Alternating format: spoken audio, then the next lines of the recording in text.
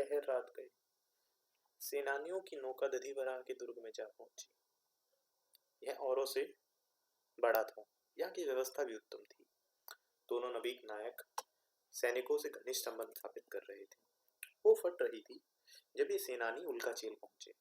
पीछे लौटकर सेन ने कहा, नायक अभिति, मैं तुम्हें धन्यवाद देता हूँ, तुमने यथेष्ट व्यवस्था की है। नायक ने हंसकर अपने सेनापति का अभिवादन किया। इसके बाद सबने विश्राम किया। दिन भर जयराज ने चर शत्रु सेना का संवाद लाते रहे। उससे विदित हुआ कि बिंबिसार अभी सेनापति भद्रिक की प्रतीक्षा कर रहे हैं, इसलिए मगध सम्राट अभी युद्ध प्रारंभ करने का निर्णय नहीं कर पाएंगे। रात को फिर तीनों सेनानी गंगा के नीचे मही और गंगा की संगम पर स्थित दुर्गों को देखने चले। यह एक रात में ही समाप्त नहीं हो सकता था। वे दिन भर किसी दुर्ग में विश्राम करते और रात में देखी बातों के संस्मरण लिखते। संध्या होने पर फिर वे आगे चलते। वे तीनों दिन बागमती संगम पर पार करके दुर्ग में पहुंचे। भटों की तत्परता और सतर्कता पर सेनानियों ने संतोष किया। उन्हें आवश्यक आदेश दिए और तक्षशिला की नई रणचतुरी सिखाने के लिए उन्हें उल्काचेल आने को कहा। अभी महानदी के दुर्गों को देखना शेष था। एक दिन उल्काचेल में तरुण सैनिकों ने विश्राम किया तथा आवश्यक आदेश वैशाली को भिन्न भिन्न केंद्रों में भेजे। दूसरे दिन चंद्रोदय के साथ ही काप्यक और सिंह ने मिही की ओर नाव छोड़ी। यदि विराह के संगम के से ऊपर त्राव धार तीव्र थी, इसलिए घूमकर नौका ले जानी पड़ी। मिही के पूर्वी तट पर हरी हरी घास थी, जहां सहस्त्रों गाय चर रही थी। बीच में आदमियों और पशुओं के लिए छोटी छोटी कुटिया बनी थी। वे लिच्छवी और अलिच्छवी दोनों थे। 4 दिन में मिही के दुर्गों का निरीक्षण हुआ। उन्होंने नायक शांतनु और उसके 8 उपानायकों को सौंप दिया गया, जिससे वे नाविकों को नवीन कौशल सिखा सके। यह करके दोनों मित्र फिर उल्काचेल चले आए। यहाँ से काप्य कुछ नौ सुधार के लिए वैशाली चले गए और सिंह ने सेनानियों को नौ युद्ध के कुछ नवीन और गुप्त रहस्य सिखाए। 8 दिन में यह कार्य संपूर्ण हुआ। अब सिंह ने अपने संपूर्ण कार्य का विवरण महाबलाध्यक्ष सुमन के पास वैशाली लिख भेजा। महाबलाध्यक्ष पश्चिमी और पूर्वी सीमांत पर 9 युद्ध की नवीन पद्धति की परीक्षा की बात जानकर अति संतुष्ट हुए। अब सिंह ने अपना ध्यान दूसरी ओर किया। जयराज को उन्होंने लिखा कि चरों की संख्या बढ़ा दी जाए और सोन तट और गंगा तट पर शत्रु की जो नई कार्यवाही कर रहा है, इसकी क्षण क्षण की सूचना हमें मिलती जाए। सिंह ने यत्नपूर्वक यह भी जान लिया कि राजगृह और उसके मार्ग की रक्षा का क्या क्या प्रबंध है। जयराज ने अनेक चर परिव्राजक, निगंट, आजीवक, भिक्षु आदि वेशों में कुछ व्यापारी और ज्योतिषी बनाकर शत्रु को और भेज दिए। उन्होंने बताया कि चंद्रभद्रिक बड़ी द्रुत गति से राजधानी के दुर्गों की मरम्मत करा रहे हैं तथा गंगा तट पर से वहां तक उन्होंने उचित स्थान पर नाकेबंदियां कर रखी हैं। नालंद अम्बलिष्का की 2 योजन भूमि में उनकी तैयारियां और भी अधिक हैं। अभिप्राय स्पष्ट था कि चतुर चाणाक्ष चंद्रभद्रिक को भय था कि लिच्छवी कहीं राजगृह तक ना दौड़ा। सिंह सेनापति उल्काचेल लौट आए। चर सिंह के पास क्षण क्षण में सूचना ला रहे थे और मगधराज की संपूर्ण गतिविधियों का पता उन्हें लग रहा था। इस सूचनाओं के साथ अपनी योजनाएं भी सेनापति और गणपति के पास भेज रहे थे।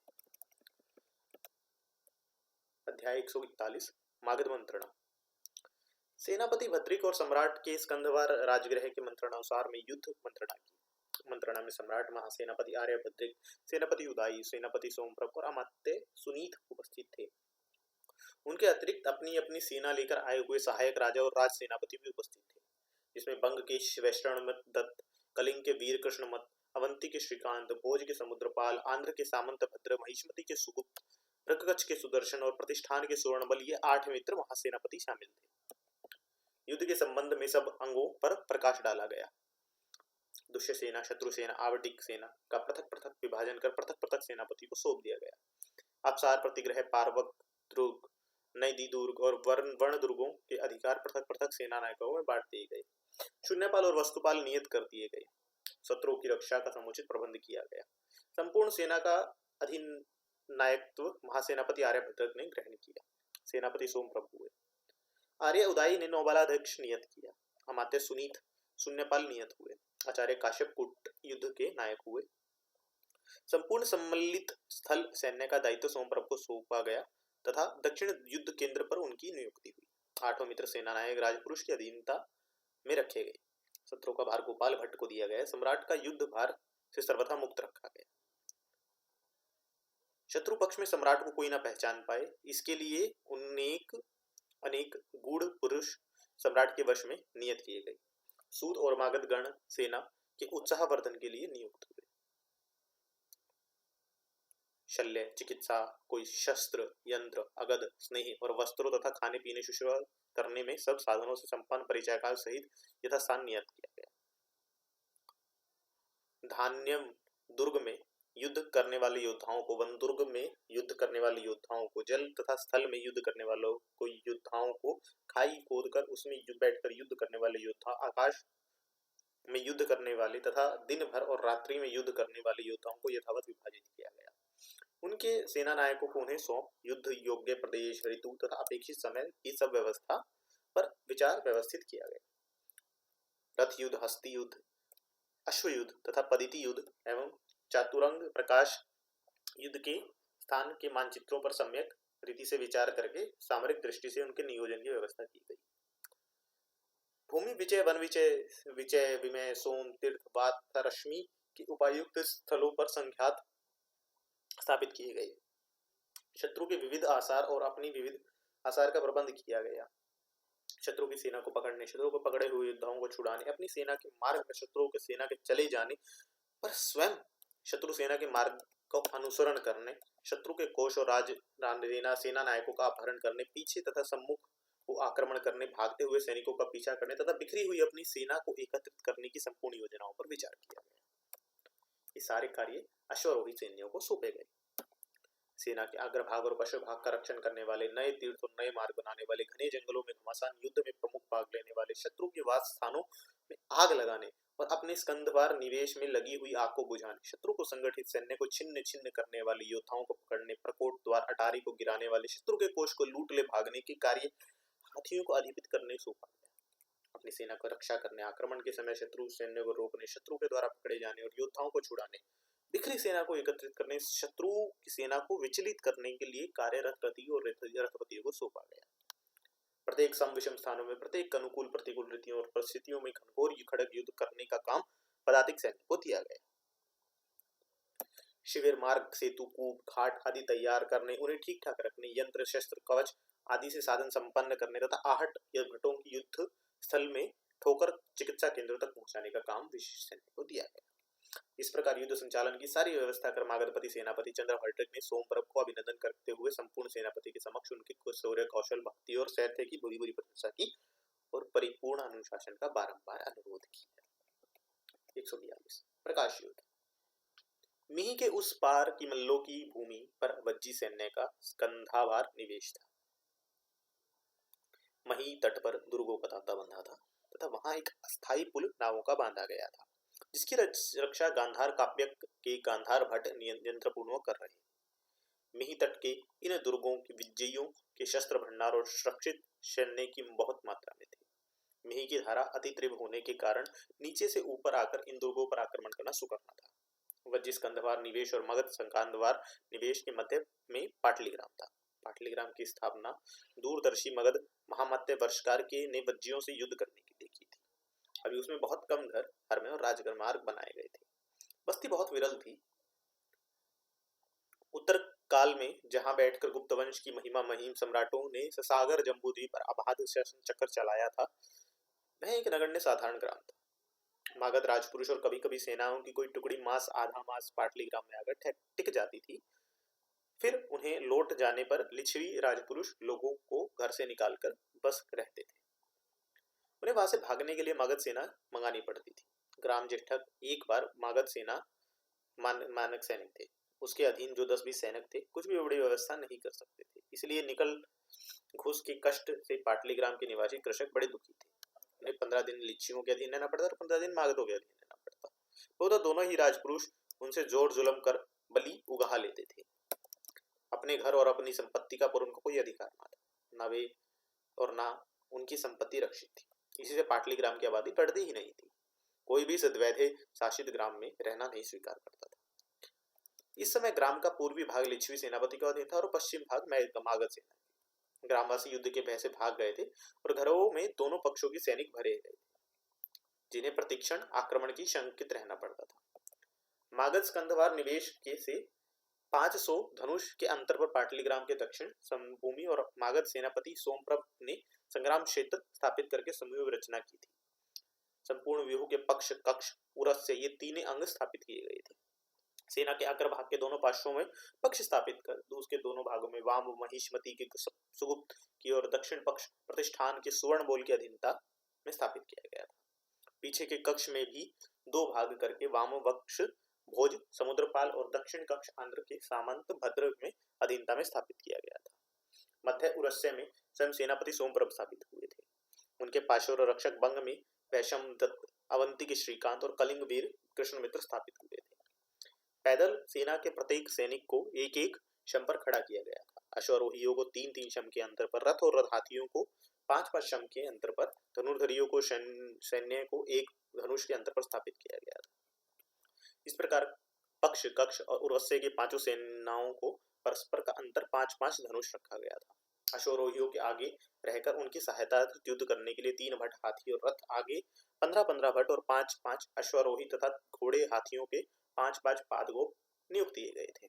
इस प्रकार से एक एक रथ के आगे 5-5 घोड़े, एक एक घोड़े और आगे 3 भट, कुल मिलाकर 15 जन आगे चलने वाले और 5 सेवक पीछे थे। उरस्य स्थानों पर 9 रथों के ऐसे 3 त्रिकों की स्थापना की गई थी। अभिप्राय यह है कि तीन रथों की एक एक पंक्ति बनाकर 3 व्यक्तियों में 9 रथ स्थापित किया गया था। इस प्रकार कक्ष और पक्ष में भी ऐसे ही 9 उरस्य, 18 कक्ष और 18 पक्ष मिलाकर एक व्यूह में 45 रथ, 45 रथों के आगे 225 अश्वारोही और 675 पैदल भट परस्पर की सहायता से युद्ध करने को स्थापित हुए। इस व्यूह की रचना 3 समान त्रिकों में की गई थी। इसमें यह समव्यूह कहलाया, परंतु इसकी व्यवस्था इस प्रकार की गई थी कि आवश्यकता अनुसार इसमें 2-2 रथों की वृद्धि 21 रथ पर्यंत तक की जा सकती थी। बची हुई कुछ सेना को 2/3 भाग पक्ष, कक्ष और एक भाग उरस्य अवाप, प्रत्याप, अन्यवाप और अत्यवाप करने की व्यवस्था भी रखी गई थी।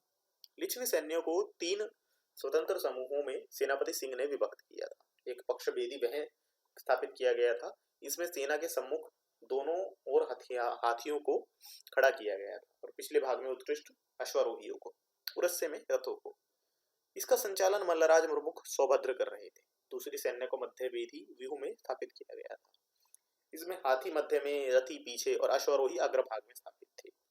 इसका संचालन लिच्छवी सेनानायक व्रज नाभि कर रहा था। तीसरी सेना को अंतर्भेदी व्यूह में बंद किया गया था, जिसमें पीछे हाथी, मध्य में अश्वारोही और अग्रभाग में रथों की योजना थी।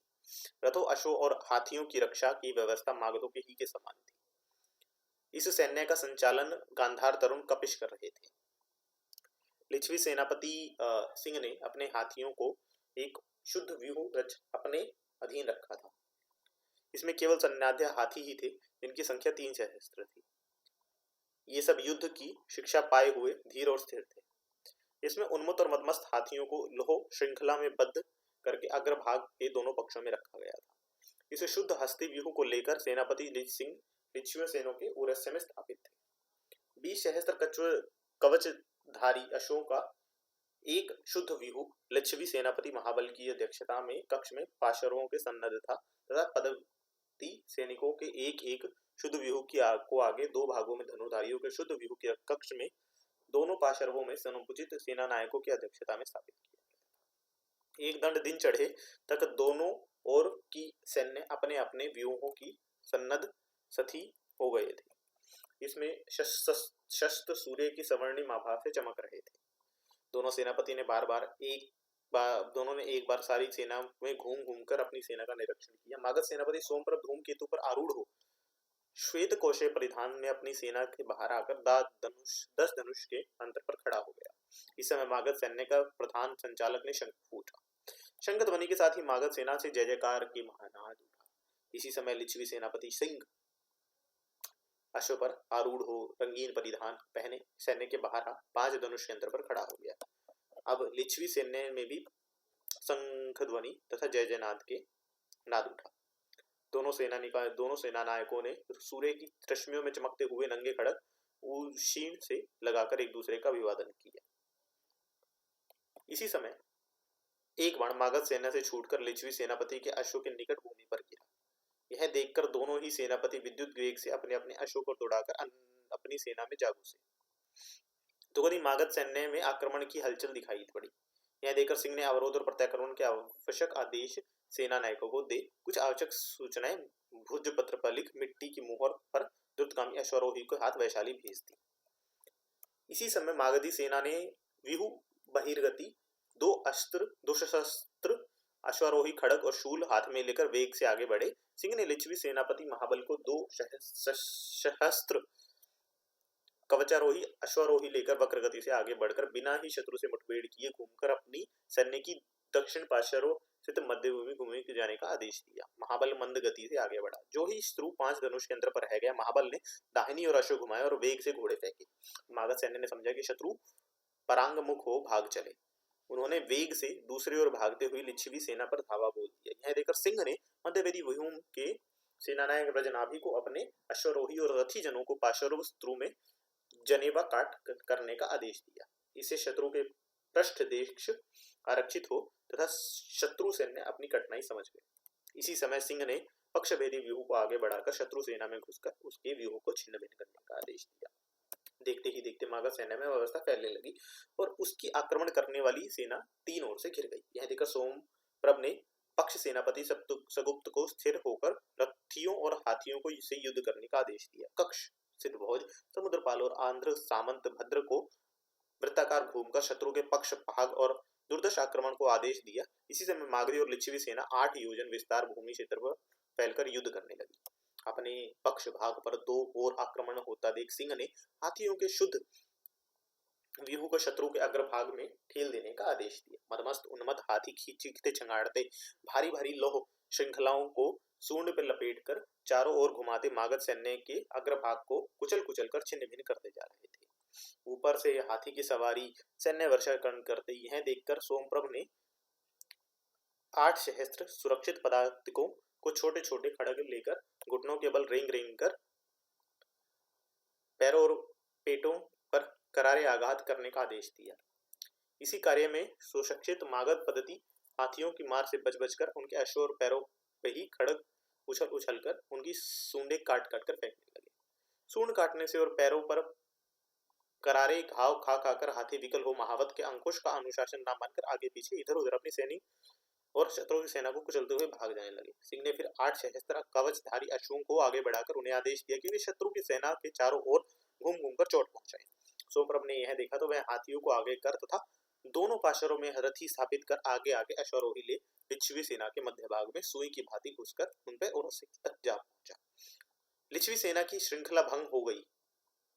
तब मागधी अश्वारोही सेना तेजी से अपरिचित प्रतिष्ठित अतिश्रित अपश्रित गोमूत्रिका मंडल प्रकीर्णा अनुरेश भग्नशः और आदि विविधताओं से शत्रु सैन्य में घुसकर उसे मथने लगी। अधमरे अश्वगज चिल्लाने लगे, घायल सैनिकों चित्कार करने हुए लगे, भट्ट हुंकृति करके भिड़ने और खटाखट शस्त्र चलाने लगे।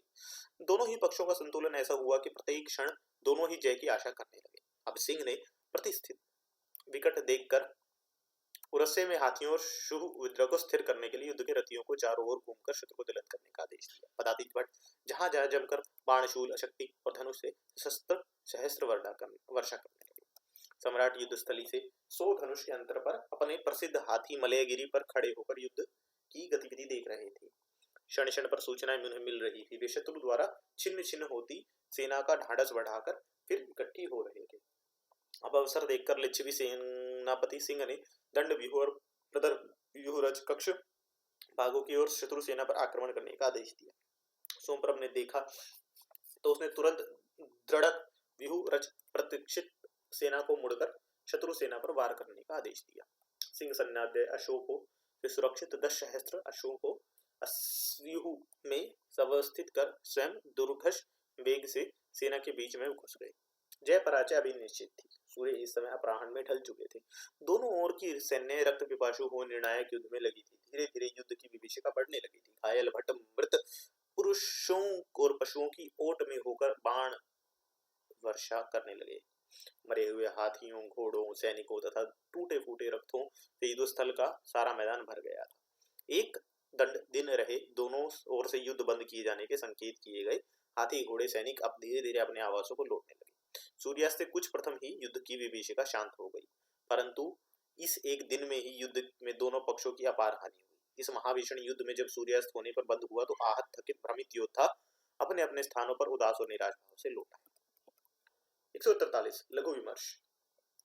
सेनापति सिंह ने युद्ध स्थल से लौटकर तुरंत संपूर्ण स्कंधवार का निरीक्षण किया, फिर घायलों और मृतकों को अविलंब व्यवस्था कर घायलों को जल्द से जल्द सेवा केंद्रों में भिजवाने का प्रबंध किया। युद्ध बंदियों तथा शत्रु पर के घायल को अनुक्रम से शिविर में पहुंचाने का आदेश दिया। इसके बाद उन्होंने भोजपत्र पर युद्ध विवरण के साथ आगे की योजनाएं भी सेनापति सुमन के पास भिजवा दी।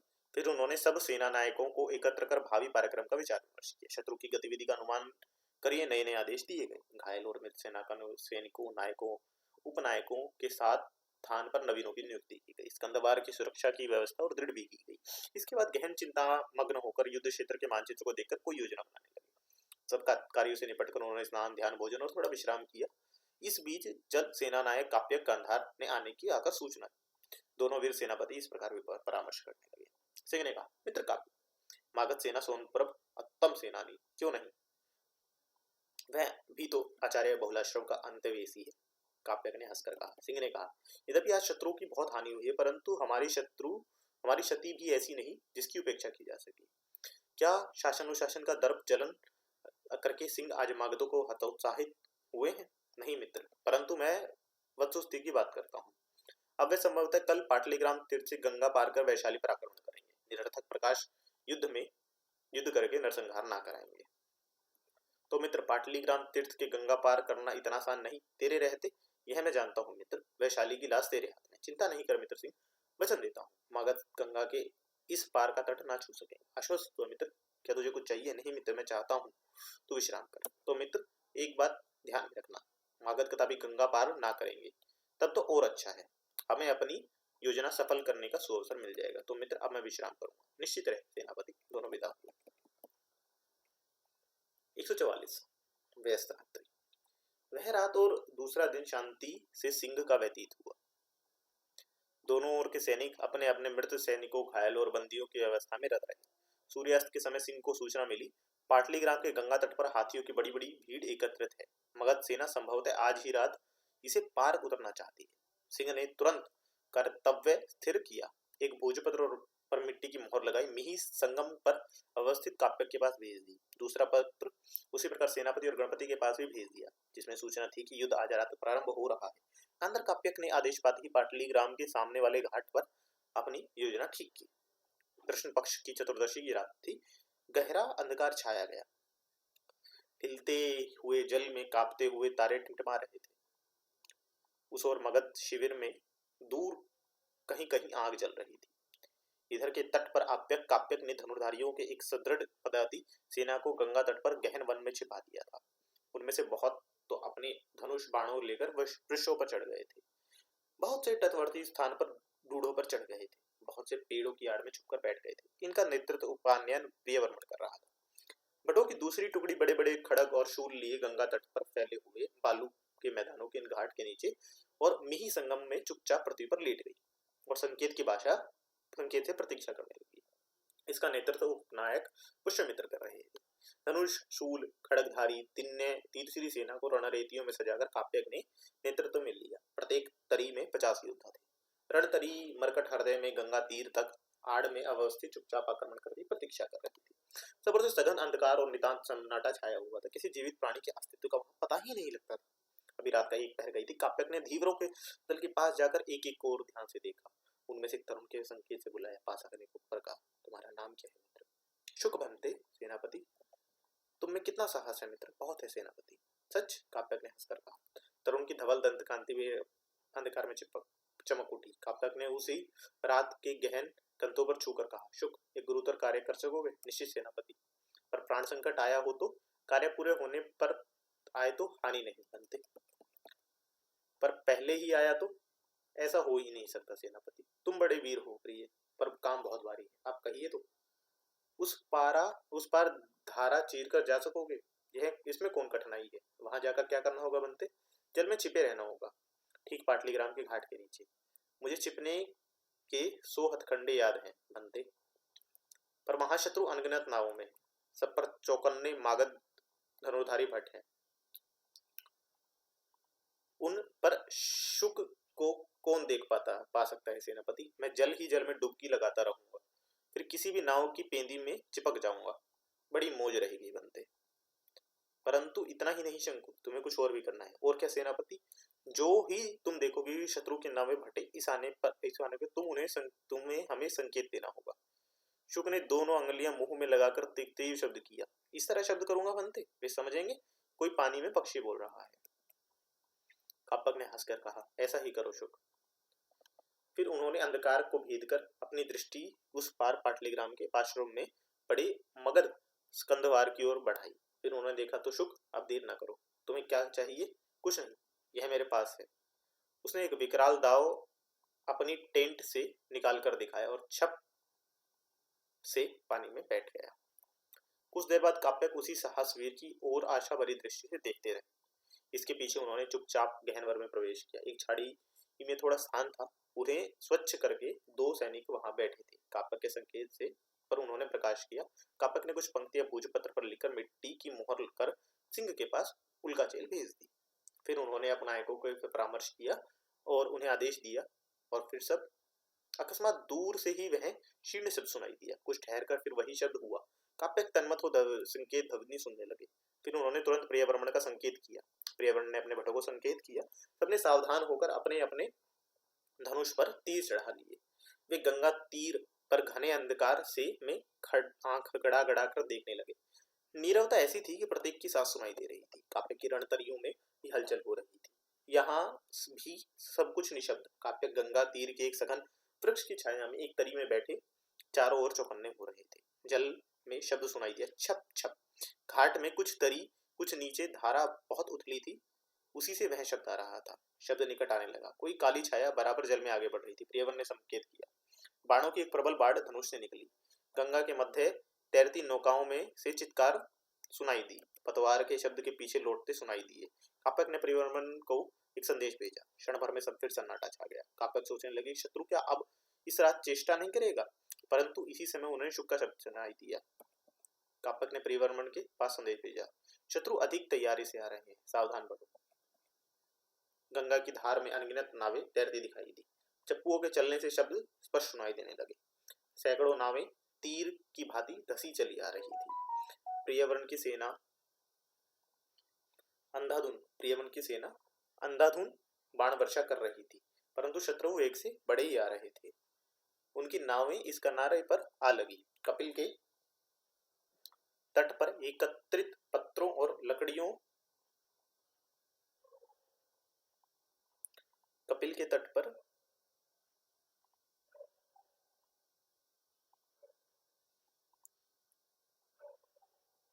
शत्रु गिर पड़ रहे थे। शत्रु की सेना में उतरने लगी। विश्वामित्र की टुकड़ी उस पार टूट पड़ी। तट पर गहरी मार्ग काट चल गई। इसी समय अकस्मात न जाने कहां से सैकड़ों रणतरियां गंगा में इधर उधर फैलने लगी। उसमें लगी लोह श्रृंगों से टकराकर मागधी नावों में छिद्र हो गए। वे डूबने लगी। शूल और खड़गों से युद्ध तुमुल हो गया। दोनों ओर के वीर चित्कार करने लगे, युद्ध करने लगे। काप्यक ने देखा एक सुदृढ़ नौका पर एक व्यक्ति खड़ा आदेश दे रहा था। काप्यक ने साहस कर अपनी तरणी उसके ओर बढ़ाई। वह तट के समीप था। काप्यक ने देखा वह कवच से सुसज्जित है। बाण और खड़ग की चोट उस पर काम न देगी। काप्यक धीरे धीरे नाव में जल में कूदकर छिपकली की भांति शत्रु की नाव पर जा कवचधारी के सिर पर गदा का एक भरपूर प्रभाव किया। चोट से घबराकर वह जल में जा गिरा। काप्यक भी गंदा फेंक के खड़ग ले जल में कूद पड़े। इसी समय मगध की अनगिनत नावों ने दोनों ओर घेर लिया। काप्यक उस मूर्छित पुरुष को बाएं हाथ में उठाए दाहिनी भाग से दो खड़ग चला रहे थे, परंतु उसका कवच शरीर भारी ज्वलों से संभल ना रहा था। उधर उन चारों ओर प्रहार हो रहे थे। इसी समय एक बर्छा उनकी जांघ में घुसा। कवचधारी व्यक्ति उनके हाथ से छूट गया। उन्हें मूर्छा ने घेर लिया, पर मूर्छित होते होते वह अपने निकट एक सुपरिचित मुख देखा। वह शुक था। उसका भारी दाव रक्त से भरा था। वह प्रबल प्रयास से मूर्छित काप्यक और कवचधारी को तट की ओर ले गया था। इसी समय दो व्यक्तियों ने पानी से सिर निकाला। दोनों नौकाओं के तल में चिपक रहे थे। सिर निकालकर उन्होंने आकर सांस ली। फिर वे टूटी हुई नौकाओं को आड़ में लेते हुए तट तक ले आए और जल में कगार के सहारे पानी के बहाव के विपरीत ऊपर की ओर चलते गए। दोनों के हाथ में नग्न शरीर थे। अब वे वैशाली के तीर्थ पर आ पहुंचे थे। यहाँ कोई मनुष्य न था। एक सघन वृक्ष की आड़ में पानी से उचककर एक पुरुष बैठकर सुस्ताने लगा। दूसरा घाट के ऊपर आ चारों ओर सावधानी से इधर उधर देखने लगा। इसके बाद उसने एक संकेत किया। संकेत पाकर दूसरा पुरुष काली लबादे से अपना भीगे हुए शरीर और खड़क को कांप ढाप कर उसके पीछे विजय वृक्षों की आड़ में उड़ता हुआ वैशाली के गुप्त दुर्ग की ओर अग्रसर हुआ। 145 अभिसार। वैशाली के राजपथ जनशून्य थे। दो दंड रात जा चुकी थी। युद्ध के आतंक में नगर में उल्लास को मूर्छित कर दिया था। कहीं कहीं खड़े प्रहरी उस अंधकारपूर्ण रात्रि में भयानक भूत प्रेत से प्रतीत हो रहे थे। दो मनुष्य मूर्तियां अंधकार का भेदन करती हरमियों की छाया से वैशाली के गुप्त द्वार के निकट आ पहुंची। एक ने द्वार पर आघात किया। भीतर हुआ संकेत मनुष्य मूर्ति ने मृदु स्वर में कहा, अभिनय। हल्की चित्कार के साथ द्वार खुल गया। दोनों मूर्तियां भीतर घुसकर राजपथ छोड़ अंधेरी गलियों में अट्टालिकाओं की परछाइयों में छिपती छिपती आगे बढ़ने लगी। प्रत्येक मोड़ पर एक काली छाया आड़ से निकलकर आगे बढ़ी और दोनों मूर्तियां निशब्द उसका अनुसरण करने लगी। सप्तभूमि प्रसाद के सिंह द्वार पर आकर दोनों मूर्तियां रुक गई। संकेत के साथ ही द्वार खुल गया और आगंतुकों की भीतर ले द्वार फिर बंद हो गया। प्रसाद में सन्नाटा था। न रंग बिरंगे प्रकाश, न फव्वारे, न दास दासियों की, न दंडधरों की भागदौड़। दोनों व्यक्ति चुपचाप प्रतिहार के साथ पीछे पीछे चले आ रहे थे। सातवें दार आलिंद को पालन करते हुए उन्होंने देखा कि एक और काली मूर्ति खंबे के सहारा लेकर खड़ी है। उसने आगे बढ़कर कहा, इधर से बनते। प्रतिहार वही रुका। नवीन मूर्ति स्त्री थी। वह सर्वांग काले कपड़े से उच्छादित थी। दोनों आगंतुक कई प्रांगण, आलिंगन और कक्षों को पार करते हुए फिर सीढ़ियां उधर एक छोटे से द्वार पर पहुंचे जो चांदी का था। इस पर अति भव्य जाली का काम हो रहा था। उस जाली के से छन छन कर रंगीन प्रकाश बाहर आ रहा था। द्वार खोलते ही देखा एक बहुत विशाल कक्ष भिन्न भिन्न प्रकार की सुख सामग्री से भरपूर था। यद्यपि वह इतना बड़ा न था जितना नागरिक जनों का सत्कार होता था, परंतु उत्कर्ष की दृष्टि से इस कक्ष के सम्मुख उसकी गणना नहीं हो सकती थी। यह संपूर्ण भवन अश्वेत और काले पत्थरों से बना था और सर्वत्र ही सुनहरी पच्चकारी का काम हो रखा। उसमें बड़े बड़े स्फटिक और पहलू अमूल्य खंभे लगे थे जिनमें मनुष्य की हुबहू प्रतिबिंब सहस्त्रों की संख्या में दिखता था। विशाल भावपूर्ण चित्र भीतों से अंकित था। सहस्त्र दीप गुच्छों में सुगंधित तेल जल रहा था। धरती पर एक महामूल्यवान रंगीन रत्न कम्बल बिछा था जिस पर पैर पड़ते ही हाथ भर धस जाता था।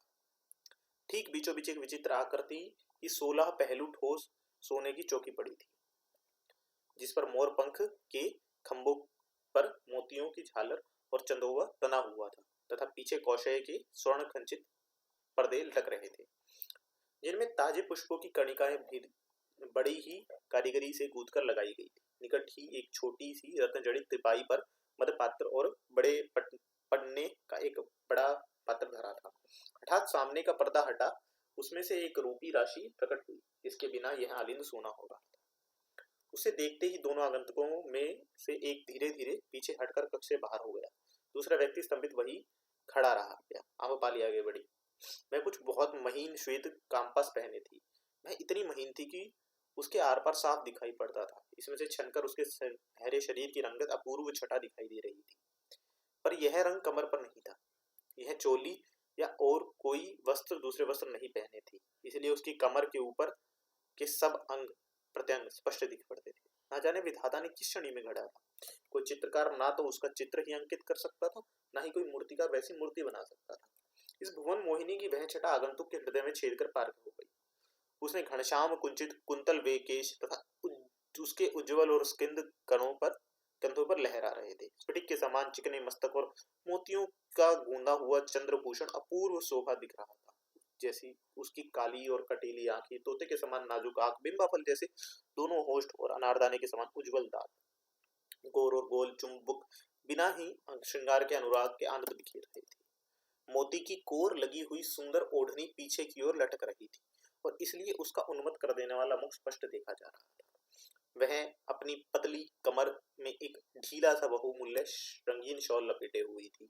उसकी हंस के समान उज्जवल गर्दन में अंगूर के बराबर मोतियों की माला लटक रही थी तथा गोरी गोरी कलाइयों में नीलम की पहुंचे पड़ी हुई थी। उस मकड़ी के जाले के समान महीन उज्जवल परिधान के नीचे सुनहरे तारों की बुनावट का एक अद्भुत घाघरा था जो उस प्रकाश में शस्त्र सहस्त्र बिजलियों की भांति चमक रहा था। पैरों में छोटी छोटी लाल लाल रंग की उपानें थी जो सुनहरी फीते से कसी थी। उस समय कक्ष में गुलाबी रंग का प्रकाश हो रहा था।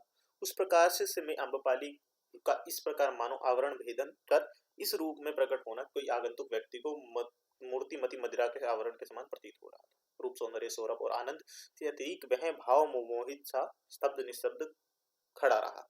अम्रपाली आगे बढ़ी। उसके पीछे 16 दासियां एक ही रूप रंग की मानो उसी की प्रतिमा हो अर्घ्य पार लेकर आगे आई। अम्रपाली ने आगंतुक के निकट पहुंच नीचे झुक नत जानू हो आगंतुक का अभिवादन किया, उसके चरणों पर मस्तक झुकाया। दासियां भी पृथ्वी पर झुक गई। आगंतुक महाप्रतापी मगध सम्राट बिंबिसार थे। उन्होंने हाथ बढ़ाकर अम्रपाली को ऊपर उठाया। अम्रपाली ने कहा, देव पीठ पर विराजे। सम्राट ने ऊपर का परिच्छद उतार फेंका। रत्न पीठ पर विराजमान हुए। अम्रपाली के नीचे धरती पर बैठकर सम्राट का अर्ध पाद्य गंध पुष्प आदि से सत्कार किया।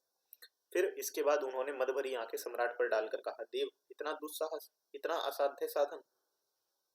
प्रिय स्थिर न रह इसका। मैं जानती थी देव। ओह, तुम बिंबिसार के मनोरथ बाल्य से अभिज्ञात हो। मैं प्रतीक्षा कर रही थी। मैंने सोचा था अब नहीं तो कभी नहीं। कौन जाने यह युद्ध का दानव बिंबिसार को भक्षण ही कर ले, मन ही मन में ही रह जाए। शांतम पापम। किंतु प्रिय तुम्हारा प्रबंध धन्य है।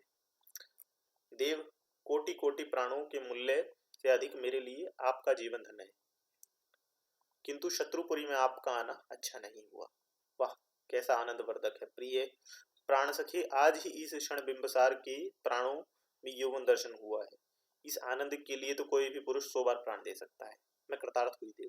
इतना कहकर अम्रपाली ने सुवासित मद पर पात्र भरकर सम्राट के आगे किया। सम्राट ने पात्र अम्रपाली का हाथ से पकड़े उसके खींचकर बगल में बैठा लिया और कहा, इसे मधुमेह कर दो प्रिय। और उन्होंने वह पत्र अम्रपाली के अछूते होठों पर लगा दिया। इसके बाद वे घटाघट उसे पी गए। संकेत पाकर दासियों ने क्षण में गायन वाद्य का आयोजन जुटा दिया। कक्ष सुवासित मधुरा की सुगंध और सुरंग में सुरभित सुरंजित हो संगीत लहरी में डूब गया। और गंभीर रात्रि में जब वैशाली में युद्ध की महती विभीषिका रथ से नदी बहा रही थी, मगध के प्रतापी सम्राट सुरा सौंदर्य के दाव पर शत्रुपुरी में अपने प्राण और अपने साम्राज्य को लगा रहे थे। 140 संग्रामिक। मगध सैन्य अत्यंत क्षतिग्रस्त हो उस रात के अभियान से लौटी। सम्राट और सेनापति आर्य उदय उनके साथ न थे। यह अत्यंत भयानक बात थी। वे दोनों शत्रु के बंदी हुए या युद्ध में मारी गए, इसका कोई सूत्र प्राप्त नहीं था। केवल एक सैनिक ने सेनापति उदय को बंदी बनते हुए देखा था, परंतु सम्राट के संबंध में कोई भी कुछ नहीं बता सका। सोमप्रभ ने सुना तो हतबद्धी हो गए। उन्होंने जल्दी जल्दी एक लेख लिखकर आर्यभद्रिक के पास दक्षिण केंद्र पर भेजा और स्वयं दौड़े हुए तटस्थ केंद्र पर आ पहुंचे। सेना की दुर्दशा देखकर उनकी आंखों में आंसू आ गए। सब विवरण सुनकर उन्होंने तत्काल ही अपने कर्तव्य स्थिर किया। प्रथम उन्होंने यह कठोर आज्ञा प्रचारित की कि सम्राट का लोप होने की समाचार स्कंदवार में ना फैल पाए। सेनापति उदय के बंदी होने का समाचार भी गुप्त रखा गया। आहतों की जो व्यवस्था हो सकती थी उन्होंने फुर्ती से कर डाली। इस समय आर्यभद्रिक भी यहाँ पहुंचे। सोम ने कहा, आर्य सेनापति, बड़े ही दुर्भाग्य की बात है। क्या हुआ? सम्राट हुआ था। क्या सम्राट हत हुए? ऐसी कोई सूचना नहीं। और उदय उन्हें बंदी होते देखा गया। सम्राट के साथ कौन था? अरे गोपाल, वे भी नहीं लौटे। उन्हें जीवित या मृत किसी ने देखा? नहीं। यह संदिग्ध है, बट सम्राट के अन्वेषण के लिए अभिचर भेजने होंगे।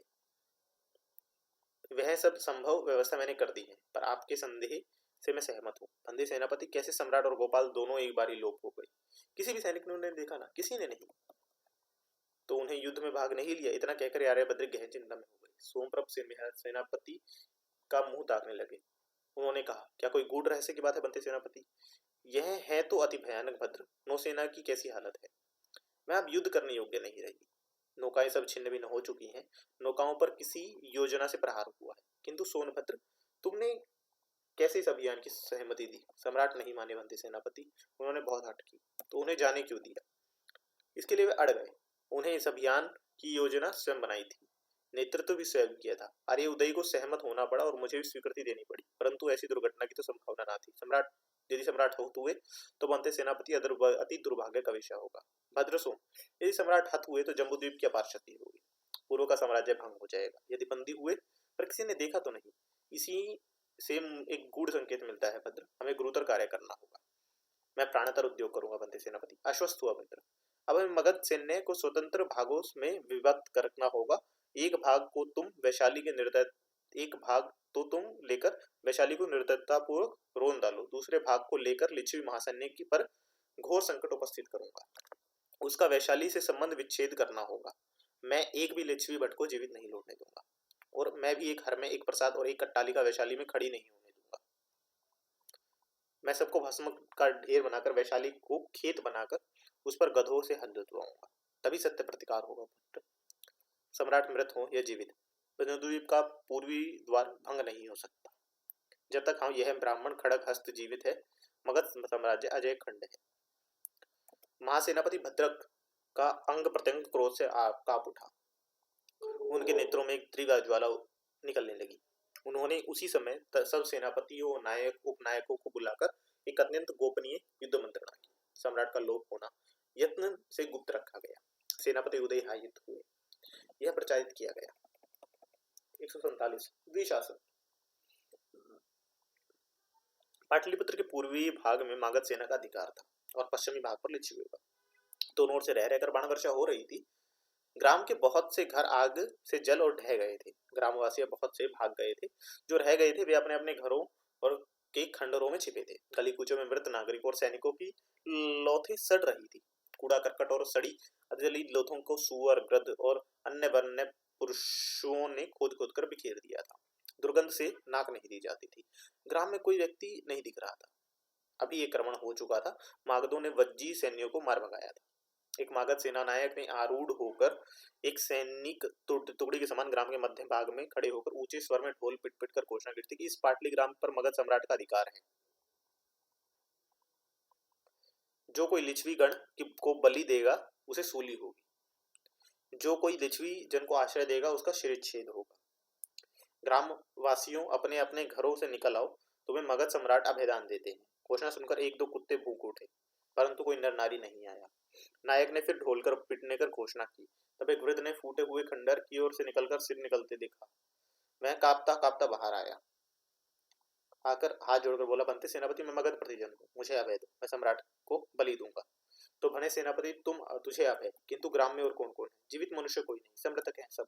शेष कहाँ है? भाग गए। तुम क्यों नहीं भाग नहीं सकता था बनते सेनापति, वृद्ध हूँ, जर्जर हूँ, शक्तिहीन हूँ। तो भने तू मगध प्रतिजन है ना? हाँ सेनापति। तो तुझे अभय है, मगध सेना सम्राट को बलि देगा? दूंगा सेनापति। इस समय बाणों की वर्षा करते हुए लिच्छवी सेना की एक टुकड़ी ने मगध टुकड़ी पर आक्रमण किया। उसका ढोल छीन लिया।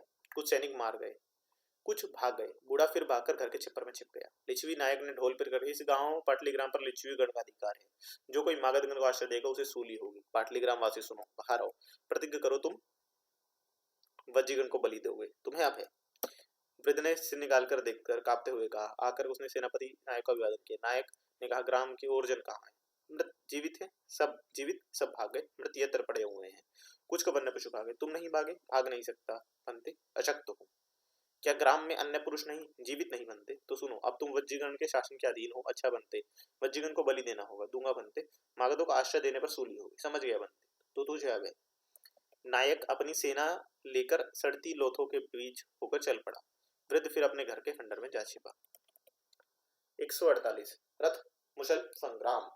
सोम ने सांब को बुलाकर कहा, सोम तो भी मधुबन जा और महाराज वेणुदब से कहे, चापाल चैत्य, सम्राट चैत्य, कपिहन चैत्य में प्रच्छन्न सैन्य को लेकर चारों ओर आग लगाते हुए संपूर्ण दुर्गों और शत्रुओं को सुरक्षित करते हुए दक्षिण वाम पार्श्व से वैशाली की ओर बढ़े। मार्ग में जो घर, जो खेत, जो जनपद नष्ट करते जाएं तथा जो ही इधर दक्षिण पार्श्व में वैशाली कोट पर आक्रमण हुए, सुरक्षित 50 सहस्त्र मागध भट्ट और 50 सहस्त्र अपनी कौशल दुर्ग सैन्य लेकर दुर्दश वेग से वैशाली को रोंद डाले।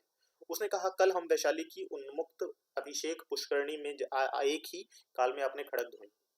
जब सूचना देकर सूर्यास्त के पूर्व ही तू आकर मैं जहां जिस दशा में हूँ संदेश दे। सांबर गंभीर मूर्ति हो चला था। सोम ने अब तक अपना प्रचंड महाराज समृत मुशल उद्धाटित किया, अस्त्र की बारीकी से निरीक्षण किया, उसकी यंत्र कला को यथाविधित कर दिया। तदंतर सामने हाथी पक्ष स्थानों पर उरय और रथ कक्ष में से पदाति प्रतिग्रह कर अप्रतिहित व्यूह की रचना की। इस व्यूह में 12 सहस्त्र हाथी, 60 सहस्त्र अश्वारोही, 60 सहस्त्र रथी और 2.5 लाख पदातिकों ने योग दिया। रथ, मुशल, महाशस्त्र और व्यूह से उरस्से से स्थापित गोपित कर सोमप्रभ ने संपूर्ण सेना की और गति की ओर जो जहां है वहीं 4 मुहूर्त विश्राम करने का आदेश दिया। इसके बाद पाटलीग्राम तीर्थ पर आकर उन्होंने तीर्थ का निरीक्षण किया। पादिकों, सेनापति और नायकों को पृथक पृथक आदेश दिए। संकेत शब्दों पताका संकेतों द्वारा व्यूह में अवस्थित सेना को अवसर पड़ने पर अभिव्यक्त कर बिखरी सेना को एकत्रित कर चलती सेना को रोकने, खड़ी सेना पर चलाने, आक्रमण करती सेना को लौटाने तथा यथावह आक्रमण करने जिन जिन संकेत पदार्थों की आवश्यकता समझी सबको सुवासित किया। इसके अंतर कुछ आवश्यक लेख लिखकर उन्होंने आर्यभद्रिक के पास भेजकर विश्राम किया। 3 दंड रात्रि व्यतीत होने पर सोम ने वैशाली अभियान किया। संकेत पाकर कौशल राज विडोदम ने दूसरी ओर से चंद्रकार सैन्य बिखेरकर वैशाली को घेर लिया। प्रभात होने से प्रथम ही घनघोर युद्ध होने लगा। इस मोर्चा पर काप्य गांधार और दूसरा उनके भटों ने विक्रम प्रक्रम किया, परंतु सोमप्रभ, लिच्छवी और गांधारों का व्यूह तोड़ गंगा पार उतर गए। उन्होंने रथ, मूषल, महाअस्त्र से अपना संहार प्रारंभ कर दिया। यह एक लोह निर्मित विराटकाय बिना योद्धा और बिना सारथी का रथ था। इस पर किसी भी शस्त्र का कोई प्रभाव नहीं हो रहा था। यह रथ लिच्छवी स्टेशन में सामने में घुसकर रथ, हाथी, अश्व, पदाती, हरमे आदि सभी को मदवांश करके जो कोई इस लोह यंत्र की चपेट में आ जाता उसी की चटनी हो जाती।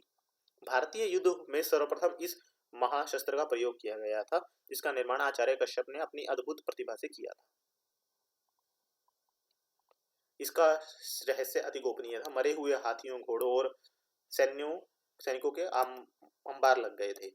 ढहे हुए घरों की धूल गर्द से आकाश पट गया था। यह लोयंत्र केले के पत्ते के भांति घरों, प्राचीरों और भीतियों को चीरता हुआ पार निकल रहा था। यह महाविध्वंसक विनाशक महाशस्त्र के भय से कंपित विमूढ़ लिच्छवी, भट्ट, सेनापति सब निरुपाय हो गए थे। शत सहस्त्र भट्ट भी मिलकर इस निर्दंड महास्त्र की गति नहीं रोक सके थे।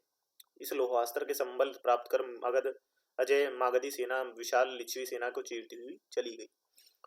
अब इसकी मार वैशाली की प्राचीरों पर होने लगी। सहस्त्रों भट्ट बंदूकों पर अग्नि बांध कर नगर पर फेंकने लगे। महास्त्र से ने झील, तालाब और नदी के बांधों को तोड़ डाला। सारे ही नगर में जल प्रलय मच गई। आग और जल के बीच वैशाली महाजनपद ध्वंस होने लगा। लिच्छवी भट्ट प्राणों का मोह छोड़कर युद्ध करते करते कटकट मरने लगे। सोमप्रभ निर्दय निर्भय दैत्य की भांति महान संहार करता हुआ आगे बढ़ने लगा। मगध सेना में बहुत मात्रा में योगाग्नि और धूम युद्ध का प्रयोग किया गया। उपनिषद पराघात भी प्रयोग होने लगे।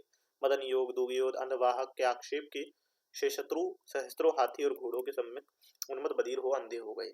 4 दिन रहते सोमप्रभ ने के कोट द्वार पर जा टकराए। इसी समय कौशल राज विरुदम ने भी अपनी सुरक्षित चमू लेकर वैशाली की परिधि पार कर वैशाली के अंतकोट पर आधम के। उनके सहस्त्र भट्ट सीढ़ियों और कामंद लगाकर प्राचीरों, दुर्गों और कंगूरों पर चढ़ गए। वैशाली का पतन सन्निकट देख महासेनापति सुमन ने क्षत्रिय बालक तथा राजपुत्रों को सुरक्षित ठौर पर भेज दिया। इस समय संपूर्ण वैशाली धाएं जल रही थी और उसके कोट द्वार के विशाल फाटकों पर नियंत्रित हो रहे थे। सेनापति सोमप्रभ हाथ में ऊंचा खड़ग लिए मगध जनों का उत्साह की वृद्धि कर रहे थे। शत्रु मित्र सब यह देख रहे थे कि वैशाली अब किसी भीषण पतन सुनिश्चित है। 149 कैंकरिए। इसी समय रक्तलुप्त खड़ग हाथ में लिए गोपाल भट्ट ने सोमप्रभ के निकट आकर कहा, पंथी सेनापति, सम्राट का एक आदेश है। सम्राट का समाचार सुनकर सोमप्रभ, सम्राट की जय।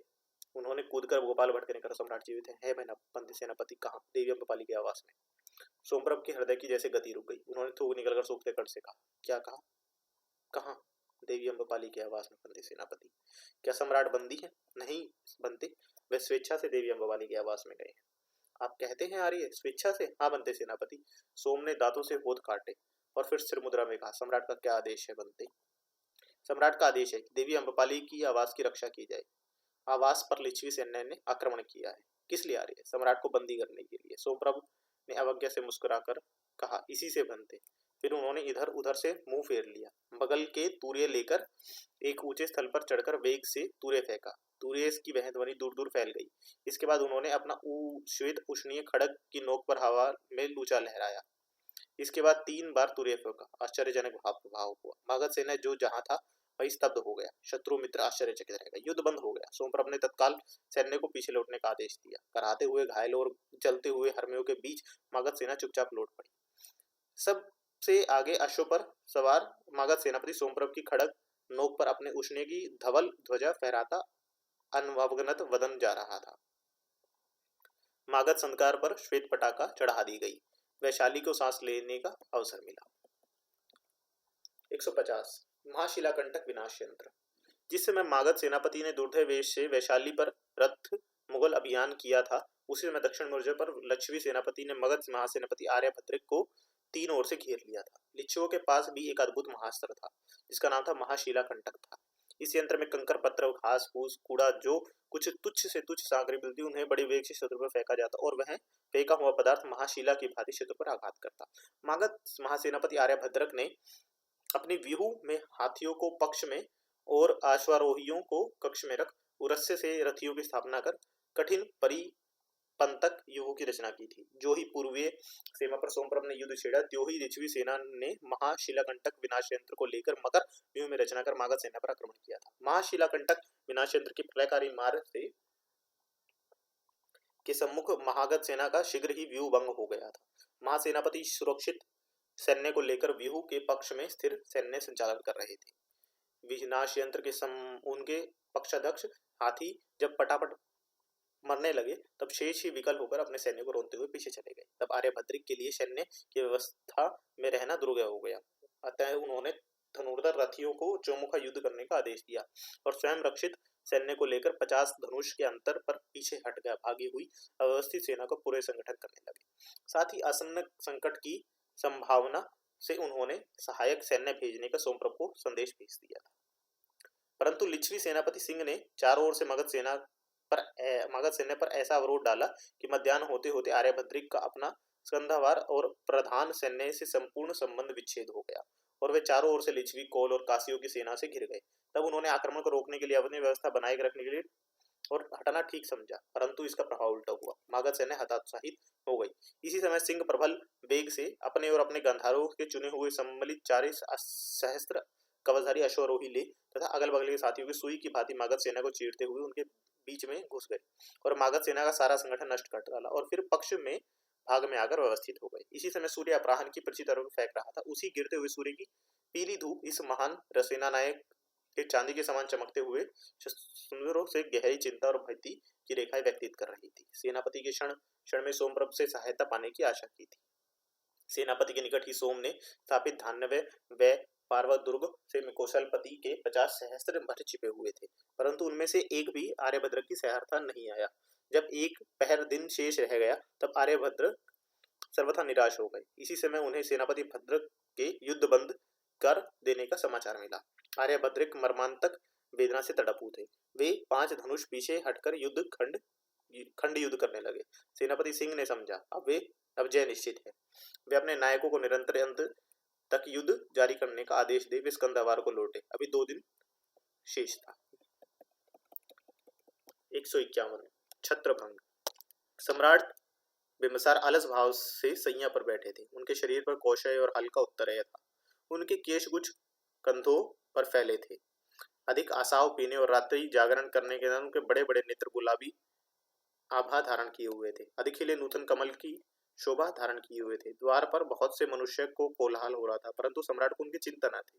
वे सोच रहे थे कि देवी अम्बपाली के देव दुर्लभ सानिध्य सुख जिसके सम्मुख राजवैभव साम्राज्य और अपने जीवन को वे भी भूल बैठे थे। परंतु द्वार पर कोलाहल के साथ शस्त्रों की झन्नाहट और अश्वों और हाथियों की चित्कार भी बढ़ गई थी। सुरा संपन्न की कल्पना से यह कटु कोलाहल सम्राट को विघ्न रूप प्रतीत हुआ। उन्होंने आगे झुककर निकट आसंदी पर रखे फिटिक कुपियक की ओर ध्यान हाथ बढ़ाया। दूसरे हाथ में पन्ने की हरित पात्र लेकर उन्होंने समूचा पात्र उड़ेल दिया, परंतु उनमें से एक भी बूंद मत देना थी। पात्र का एक और विरक्ति से फेंककर उन्होंने पूरी आंख उघेड़कर कक्ष में देखा, वहां कोई व्यक्ति न था। सम्राट ने हाथ बढ़ाकर चांदी के घंटे पर जोर से आघात किया, परंतु उन्हें यह देखकर आश्चर्य हुआ कि मदलेखा के स्थान पर देवी अम्बपाली दौड़ी चली आ रही थी। उनके मुंह पर रक्त की बूंद भी ना थी और उनकी आंखें भय से फट रही थी तथा वस्त्र अश्वस्त थे। क्या हुआ देवी अम्बपाली? सम्राट ने संयुक्त होकर चेष्टा करते हुए आवास पर आक्रमण हो रहा है। किस लिए? आपको पकड़ने के लिए। क्या मैंने लिच्छवी सेनापति गणपति और राजकुमारों को बंदी करने की आज्ञा नहीं दी थी? दी थी देव। तो वे बंदी हुए नहीं देव, वे आपको बंदी बनाना चाहते हैं। कहकर सम्राट बिंबिसार उठ खड़े हुए। उनका गौर शरीर एक बार कंपित हुआ, होठ स्फुटित हुए। उन्होंने जिज्ञासा भरी दृष्टि से आम्रपाली की ओर देखकर हंसते हुए कहा, फिर इतना धैर्य क्यों प्रिय? जब तक यह मगध सम्राट का खड़ग है। उन्होंने अपने निकट खड़े हुए अपने खड़ग को देखकर कहा, देवी मुझे कुछ अप्रिय संदेश सम्राट से निवेदन करना है। अप्रिय संदेश? युद्ध काल में यह असंभव नहीं। तुम क्या कहना चाहती हो देवपाली? देव, सेनापति उदय मारे गए। उदय मारे गए? सम्राट ने चित्कर कहा। और आर्यभद्रिक निरुपाय और निर्बलम है, वे घिर गए हैं और किसी भी क्षण आत्मसमर्पित कर सकते हैं। अरे, तब तो आयुष्मान सोमप्रभ और मेरे हाथियों ही पर आशा की जा सकती थी। भद्र सोमप्रभ ने युद्ध बंद कर दिया है देव। युद्ध बंद कर दिया? किसकी आज्ञा से? अपनी आज्ञा से देव। आम्रपाली ने मरते हुए प्राणी के से टूटते हुए स्वर में कहा। सम्राट का संपूर्ण अंग थर-थर कांपने लगा। मस्तक का संपूर्ण रक्त नेत्रों में उतर आया। उन्होंने खूंटी पर लटकाता हुआ मणिकंचित विकराल खड़ग फुर्ती से उठा लिया और स्वर में कहा, यह मगध सम्राट श्रेणी बिंबिसार का सागर संतान पुत्र खड़ग है। मैं इसी की शपथ खाकर कहता हूँ कि अभी उस अधम वंचक सोमप्रभ का शिरच्छेद करूंगा। उन्होंने वेग से 3 बार विजय घंटे का प्रहार किया। सिंहनाद से ने मंदमस्तक कक्ष में प्रवेश किया। सम्राट ने अकंपित कंठ से कहा, सिंहनाद मुझे गुप्त मार्ग दिखा, मैं अभी मागध कंधवार में जाऊंगा। देवी आम्रपाली भय न करो, मैं अभी एक मुहूर्त में उस कृतघ्न विद्रोही को मारकर तुम्हारे महल्ले का उद्धार करूंगा। सिंहद्वार ने साहस करते हुए, किंतु देव एक शब्द भी नहीं माने, मार्ग दिखा। आम्रपाली पीपल के पत्ते की भांति कांपने लगी। उन्होंने अर्थपूर्ण दृष्टि से एक ओर देखा। सिंहनाद ने गुप्त गर्भद्वार का उद्घाटन करके कहा, इधर से देव। सम्राट उसी उत्तरीय को अंग पर भली बातें लपेट उसी प्रकार को पक्ष में मुकुटहीन खुले मस्तक पर हवा लहराते हुए गर्भगृह में घुस गए। पीछे पीछे सिंहनाद ने भी सम्राट का अवसरण किया। जाते जाते देवी आम्रपाली के होठों ही में कहा, देवी आज इस क्षण सम्राट और सोमप्रभ दोनों में से एक की मृत्यु अनिवार्य है। अब केवल आप ही से रोकने में समर्थ हैं। समय रहते साहस कीजिए। वह गर्भ मार्ग में उतर गया। अपने पीछे पैरों की आहट पाकर सम्राट ने कहा, कौन है? सिंहनाद देवी। तब ठीक है, तेरे पास अस्त्र शस्त्र है महाराज? इस मार्ग से परिचित है? हाँ महाराज। तब आगे चल, जैसे आज्ञा देव। सिंहनाद चुपचाप आगे आगे और सम्राट उसके पीछे पीछे। कुछ चलने के बाद सिंहनाद ने कहा, बस महाराज, अब गंगा है, मैं पहले देख लूं नाव है या नहीं। हमें उस पार चलना होगा। इस पार भी तो हमारी सेना है। सब लौट गए हैं देव। थोड़े हाथी हैं, वे भी लौट रहे हैं। सम्राट ने कसकर होठ दबाए। सिंहनाद अंधेरे में लोप हो गए। घड़ी बाद वे घड़े में से किसी का सिर निकालने की आवाज, इधर महाराज। सम्राट भी चुपचाप कुएं में कूद पड़े। एक सिगन किनारे पर छोटी नाव पड़ी थी, दोनों उस पर बैठ गए। सिंहनाद ने नाव खेना प्रारंभ किया। मागध कंधवार में बड़ी अवस्था थी। सैनिक स्थान पर अनिमिया और अक्रम की खड़ी भीड़ थी। आग जल रही थी। घाट पर हाथी, अश्वर और शकटों की भारी भीड़ थी। सम्राट विकराल नगन खड़ग हाथ में लिए नंगे बदन और नंगे सिर बढ़े चले रहे थे। पीछे पीछे सिंहनाद पागल की भांति जा रहा था। क्षण भर में क्या होगा नहीं कहा जा सकता। भीड़ भाड़ और अवस्था में बहुतों ने सम्राट की ओर देखा भी नहीं। जिन्होंने देखा उनमें से बहुतों ने पहचाना नहीं। जिन्हें पहचाना वे सहमत पीछे हट गया। सम्राट भारी भारी डंग भरते हुए सेनापति सोमप्रभ के मंडप के सम्मुख जा खड़े हुए। द्वार पर 2 शूलधारी प्रतीक्षा प्रहरी खड़े थे। उनके कवच अस्त्रंग सूर्य की पीली धूप में चमक रहे थे। सिंहनाद ने धीरे धीरे उनके कान में कुछ कहा। वे सहमत हुए पीछे हट गए। आगे सम्राट और पीछे सिंहनाद ने मंडप में प्रवेश किया। मंडप में नायक, उपनायक, सेनापति सब विषण्ण वदन मुंह लटकाए बैठे थे। सेनापति सोमप्रभ एकाग्र होकर कुछ लिख रहे थे। यथार्थ सम्राट को नंगे सिर, नंगे शरीर, विकराल खड़ग हाथ में लेते सभी खड़े हो गए। सम्राट ने कठोर स्वर में सोम ने कहा और उनके पास खड़ग हुआ उठा लिया और धीरे सीधा जनकर खड़े हो गए।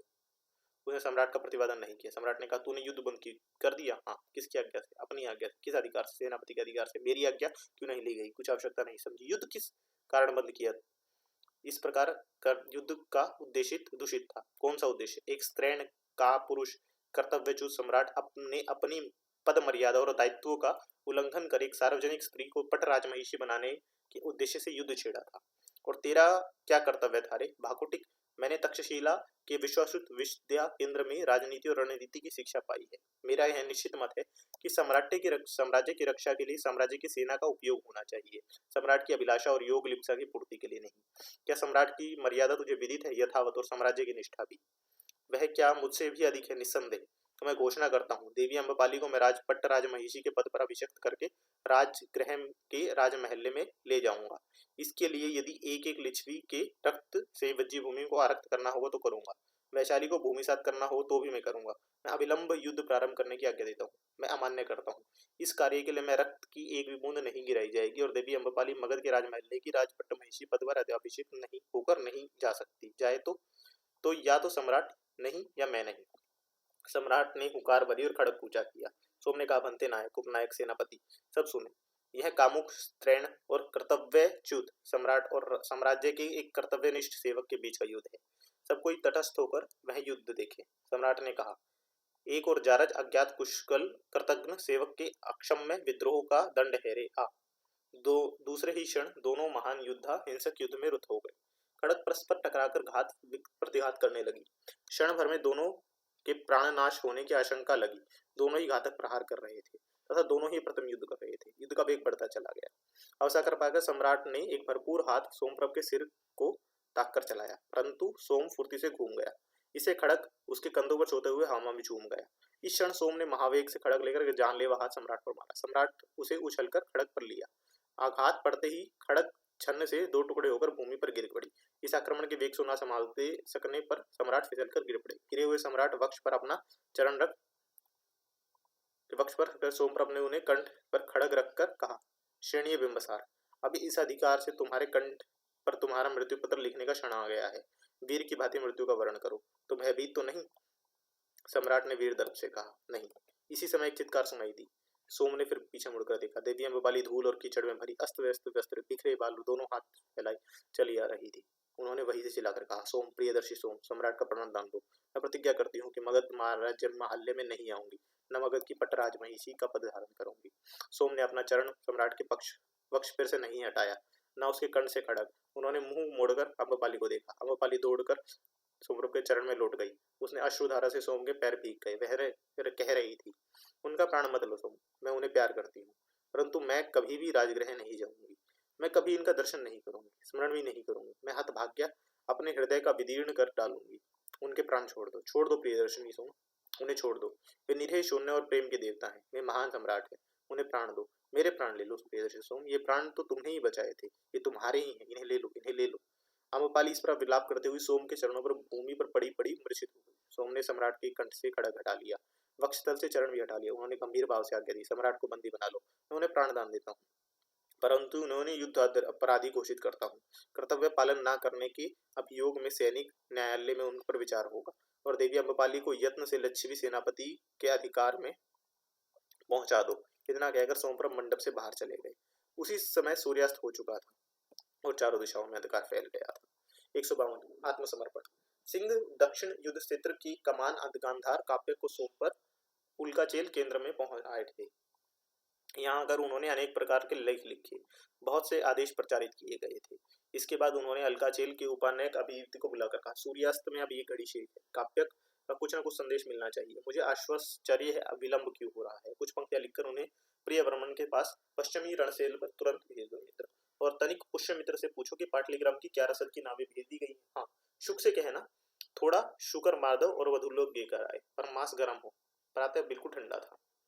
और कुछ सेनापति, वह मानचित्र मुझे दे दो, तनिक कुछ समझकर। निश्चय ही घाटियों ही पर कुछ बात है। काव्यक अभी ही कार्य समाप्त कर लेगा, परंतु आर्यभद्रिक महान सेनापति है, फिर भी अब यहाँ से उसका निस्तार नहीं है। इतना कहकर सेनापति सिंह ने मानचित्र पर उंगली से एक स्थान पर निर्मित किया। तो सेनापति, यहीं पर समाप्ति है, यदि आर्यभद्रिक से आत्मसमर्पण कर दे। शुक्र ने आकर मधुगोलक और शुक्र माधव रख दिया। उसने कहा, बनते प्रातः चूक हो गई थी। अच्छा, चूक रसोई घर ही तक रखा कर शुक समझा? जी हाँ। नायक ने कहा, पाटलिग्राम की नावें भेजी जा चुकी थी सेनापति।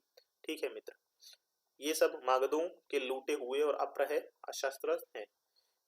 इनमें अभी उल्का चेल ही में रहने दे मित्र। एक सैनिक ने सूचना दी। महासेनापति सुमन आए हैं। सिंह ने उठकर उनका स्वागत किया और कहा, इस समय बनते सेनापति, आपके आगमन का तो मुझे पहले गुमान भी ना था। अरे आयुष्मान, तेरे उत्तेजक संदेश को पाकर स्थिर न रह सका। बैठ आयुष्मान, किंतु यह क्या चमत्कार हो गया? पराजय जय में भी परिणित हो गया। ऐसा ही हुआ कुछ हुआ बनते सेनापति। मनुष्य की भांति जातियों में, राष्ट्रों में और राज्यों में ही भाग होते हैं। दोनों बैठ गए। महासेनापति ने कहा, सुना तूने सिंह, सोमप्रभ ने सम्राट को बंदी कर लिया है और देवी अम्बपाली को आयुष्मान सोमप्रभ ने के सैनिक मुझे सौंप गए हैं। देवी अम्बपाली क्यों मागधों के बंदी हो गई थी? नहीं आयुष्मान, वे सम्राट की प्राण भिक्षा मांगद स्कंदवार में गई थी। क्या देवी अम्बपाली ने कुछ कहा? नहीं, वे तो अभी तभी से मूर्छित हैं। मैंने उन्हें आचार्य अग्निवेश की सेवा शिविर में भेज दिया है। वे उनकी शुश्रूषा कर रहे हैं।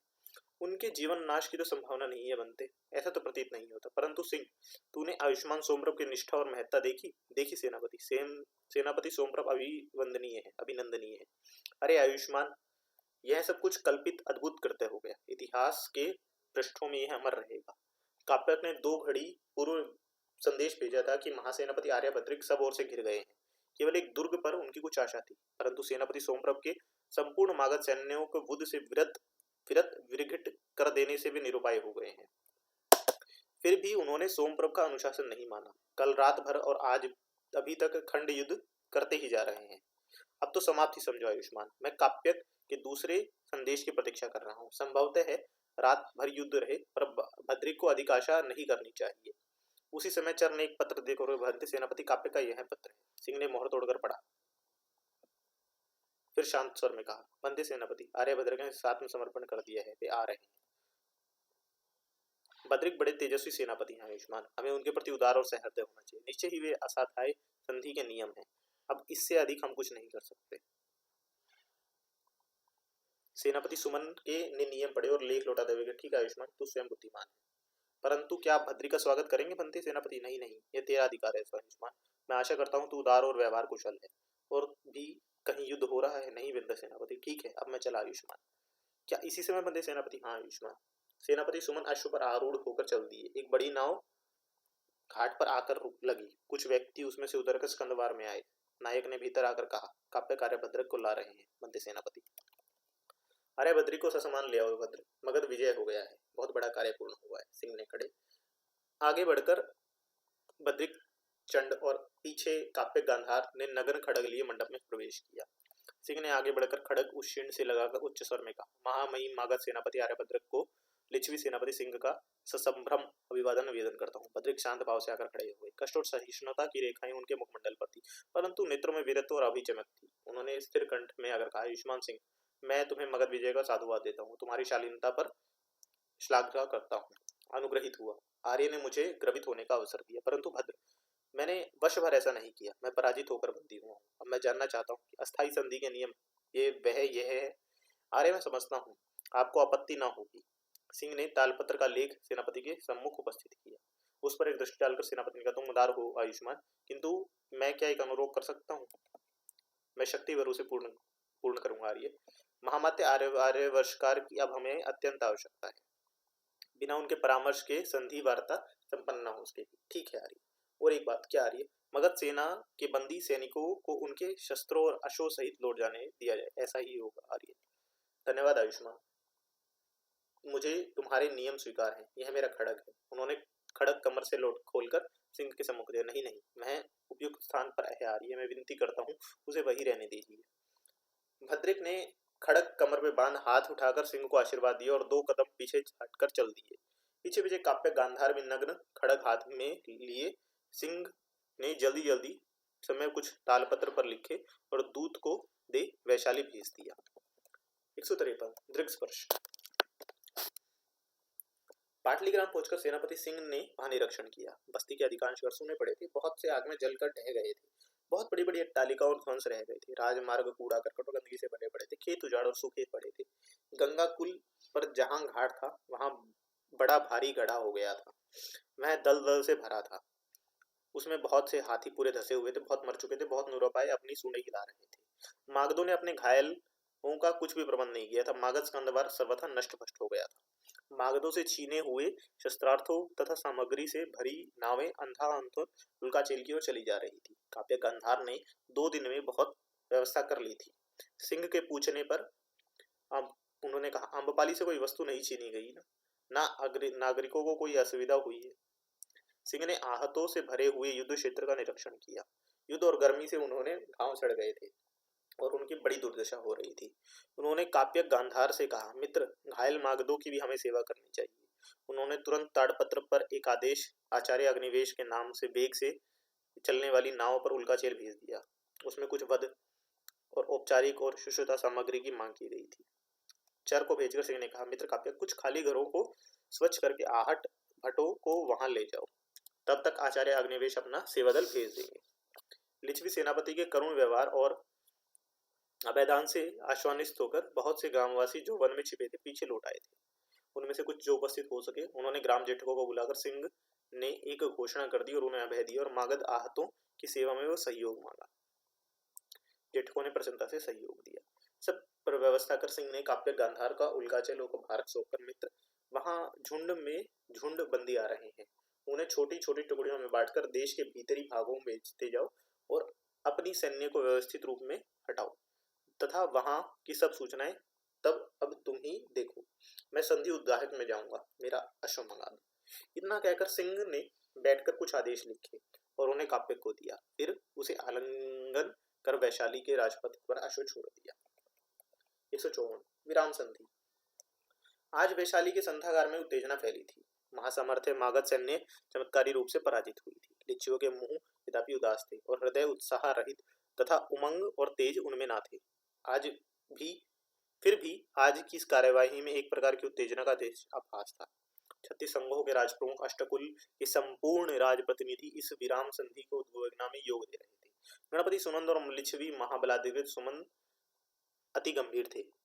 प्रमुख सेना नायक भी सब उपस्थित थे। जिस सेनापति सिंह ने संधागार में प्रवेश किया तब चारों ओर से हर्षनाद उठ खड़ा हुआ। महाबलाधिकृत सुमन ने सिंह का अभिवादन करते हुए उद्विका का प्रारंभ किया। उन्होंने कहा, बनते खंड, आज हमें सौभाग्य ने विजय दी है। अब शत्रु संधि चाहता है। आज का विचारणीय विषय यह है कि किन नियमों पर संधि की जाए। मल्लाक राजप्रमुख ने उद्योग नगर का, संधि नहीं बनते राजापति, हम मगध साम्राज्य को समाप्त किया चाहते हैं। वह सदैव ही हमारे गण संघों पर मार्ग पर शूल है। हमारा प्रस्ताव है कि सुअवसर से लाभ उठाया जाए और मुख्य मगध अंग, दक्षिण अंग, उत्तर सबको वज्जी संघ शासन में मिला लिया जाए अथवा वहां हमें एक स्वतंत्र गण शासन स्थापित कर देना चाहिए। किंतु आयुष्मान मगध और अंग में वज्जियों के अष्टकुल नहीं है, न वहां केवल मल्ल, कोली और काशी है। हम उन पर उसी प्रकार शासन करते हैं जैसे वज्जी में अलिच्छवियों पर करते हैं। गणपति सुनंद ने कहा, बनते गण सुने, आयुष्मान मगध में एक स्वतंत्र गणतंत्र स्थापित करना चाहते हैं। गण शासन का मूल मंत्र गण स्वातंत्र है। यह शासन नहीं व्यवस्था है जिसका दायित्व प्रत्येक सदस्य पर है। वास्तविक अर्थों में गणतंत्र में राजा भी नहीं है, प्रजा भी नहीं है। गण का संपूर्ण स्वामी गण है और गण परिषद उसका प्रतिनिधि है। हमारे अष्टकुल के वज्जीगण में दास भी हैं, लिच्छवी भी हैं, अलिच्छवी भी हैं, आगंतुक भी हैं। यद्यपि इन सब के लिए हमारा शासन उदार है, फिर भी इन अलिच्छवियों जनों के पास हमारे शासन निर्णय पर प्रभाव डालने का कोई साधन नहीं है। वे केवल अनुशासित हैं।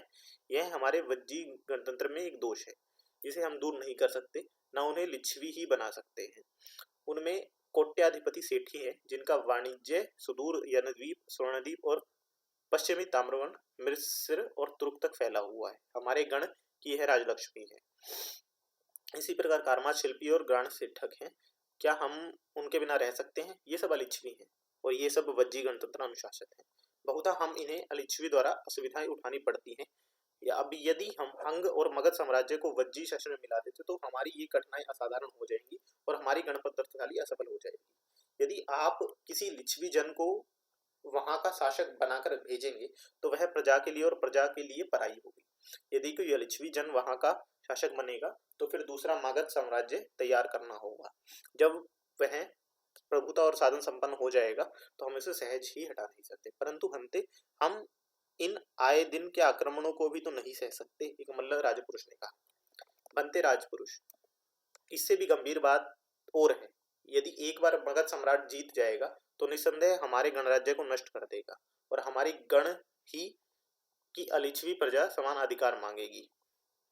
इसका अभिप्राय स्पष्ट है कि दोनों अधिकार युक्त होंगे और गण स्थान पर साम्राज्य स्थापित हो जाएगा। यही सत्य है बंदी सेनापति, अर्थात हमारी विजय से उनकी कुछ हानि नहीं हुई और उनकी एक ही विजय हमें समाप्त कर सकती है। यही तथ्य है बनते राजप्रमुख। तब तो इस पाप की जड़ को उन्मूलित करना ही आवश्यक है, किंतु कैसे? हमें कम से कम एक लिच्छवी को बिंबसार अंग मगध का अधिपति बनाना होगा, जो इस श्रेणी बिंबसार से अधिक भयंकर होगा। उससे गण लड़ भी तो नहीं सकेगा। क्यों ना अंग मगध को उसकी स्वतंत्रता फिर से दे दी जाए? यह कठिन नहीं है, पर प्रजा इसे स्वीकार कैसे करेगी? उसका दायित्व किस पर होगा? आप क्या समझते हैं? मगध गण और आंगगण स्थापित होना सहज है। क्या हानि है? पश्चिम में तो बहुत गण है, क्यों ना हम ये प्राची में गणसंख्या बढ़ाएं। इससे कभी युद्ध भले हो पर उसका गणनाश का भय नहीं होगा, परंतु आयुष्मान यह संभव नहीं है। हम अंग मगध की प्रजा को स्वतंत्रता नहीं दे सकते। अंगराज और मगध राज की स्थापना तो सहज है, पर अंग गण और मगध गण की नहीं। क्यों बनते सेनापति? इसलिए आयुष्मान कि उसके लिए रक्त और एक श्रेणी चाहिए जहां एकता का भाव हो। मगध में अब ऐसा नहीं है। यद्यपि पहले मगध एक रक्त थे, परंतु अब वे इतने दिन साम्राज्यवादी रहकर राष्ट्र बन गया है। अब मगध एक जाति नहीं रही। अब तो यहाँ वहां के ब्राह्मण क्षत्रिय आर्य भी अपने आप को मगध कहते हैं। मगध का अर्थ है मगध साम्राज्य का विषय। मगध में ब्राह्मण क्षत्रिय ही नहीं, मगध शिल्पी, मगध चांडाल भी हैं। वे अब असम वर्ग हैं। इनकी अपनी श्रेणियां हैं। वे कभी भी एक नहीं हो सकते। वे श्रेणियों की खिचड़ी है, वहां गणतंत्र नहीं चलेगा। ऐसा है तब तो नहीं चल सकता। अब सिंह सेनापति ने कहा, भंते राजप्रमुख गण, मैं इस बात पर विचार करता हूँ कि मनुष्य शरीर की भांति राजवंश का भी काल है। राजवंशों के तारुण्य अधिक भयानक होता है। वृद्धावस्था उतनी नहीं, 3-4 पीढ़ियों में राजवंश का तारुण्य ज्यादा रहता है, फिर उसका वार्धक्य आ जाता है। जब कोई नया राजवंश तारुण्य लेकर आता है, बनते शिशुनाग राजवंश का भी यह वाकृत है। अतः हम करते हैं, फिर भी हम परास्त हो चुके हैं। हमारी प्रतिष्ठा बच गई है, परंतु इसमें हमारे संपूर्ण सामर्थ्य व्यय हो गया है। इस युद्ध में 10 दिनों तक हमारे गण में 11 लाख प्राणाहुतियां दी हैं। धन जन और सामर्थ्य के इस क्षय की पूर्ति हमारा गण आधी शताब्दी तक नहीं कर सकेगा या नहीं, यह नहीं जाना सकता। हमारी सेनाएं राजगृह के आधे दूर तक राजमार्ग और गंगा तट तक फैली हुई है। हमने मागध सेना का संपूर्ण आयोजन अधिकृत कर लिया है, परंतु भंतेगण गंगा तट के आगे मागधों के प्रबल और अजय मोर्चे और सैनिक दुर्ग हैं। राजधानी राजगृह भी अत्यंत सुरक्षित है। नालंद अंबालिका की 2 योजन की भूमि तक शत्रु की बहुत भारी सैनिक तैयारी अभी भी अशून्य है। इन सबको विजय करने के लिए हमें 11 लाख प्राणों की आहुति देनी पड़ेगी। क्या इसके लिए तैयार है? और फिर एक बात कि वह क्या, हमें राजगृह का दुर्गम दुर्जय भी जय करना होगा। बिना ऐसा किए मगध की पतन नहीं हो सकता। परंतु भंतेगण, आप भली भांति जानते हैं, राजगृह का दुर्ग संपूर्ण जम्बूद्वीप में दुर्भेद्य है। उसकी सैन्य महत्व को मैं जानता हूँ। यह उसका मानचित्र उपस्थित है। यदि गंगा तट की राजगृह की भूमि जय करने के लिए हमें 3 महीने लगेंगे, तो राजगृह को जय करने में वर्षों लगेंगे। यह अभूतपूर्व नैसर्गिक दुर्ग व्यवहार विपुल पांडव अथवा दुर्गम पर्वत श्रृंखलों से आविष्टित और सुरक्षित है। इन पहाड़ों के ऊपर बहुत सी मोटी शिलाखाओं के विशाल पत्थरों से चुनी हुई प्राचीर इस छोर से उस छोर तक मीलों दूर तक फैली हुई है।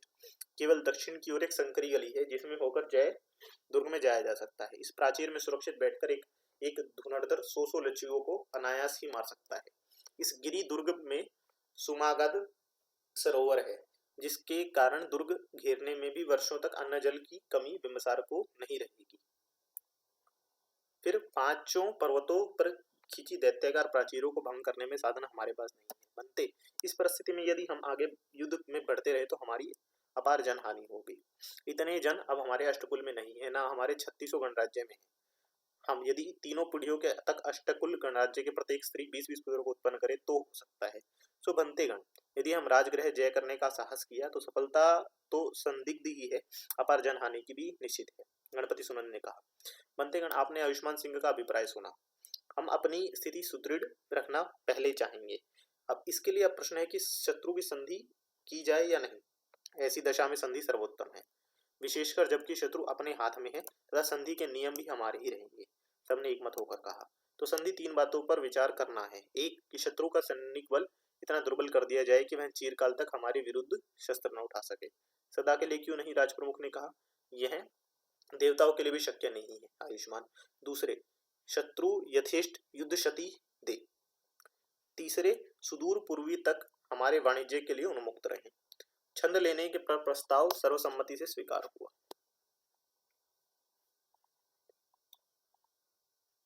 संधि की सब शर्तों पर विचार करने, हस्ताक्षर करने तथा शत्रु से आवश्यक मामले तय करने का अधिकार सिंह को दिया गया।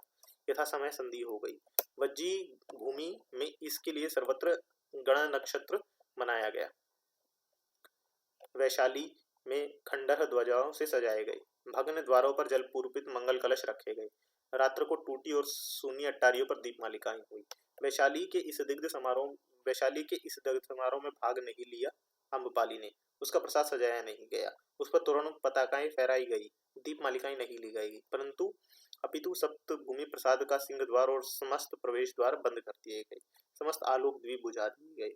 और इस आनंद और विजयोत्सव के राग रंग के बीच देवी अम्रपाली और उसका विस्तृत विस्तृत प्रसाद जैसे चीर निद्रा में सो गया था युग युग के लिए। 155 अश्रु संपदा।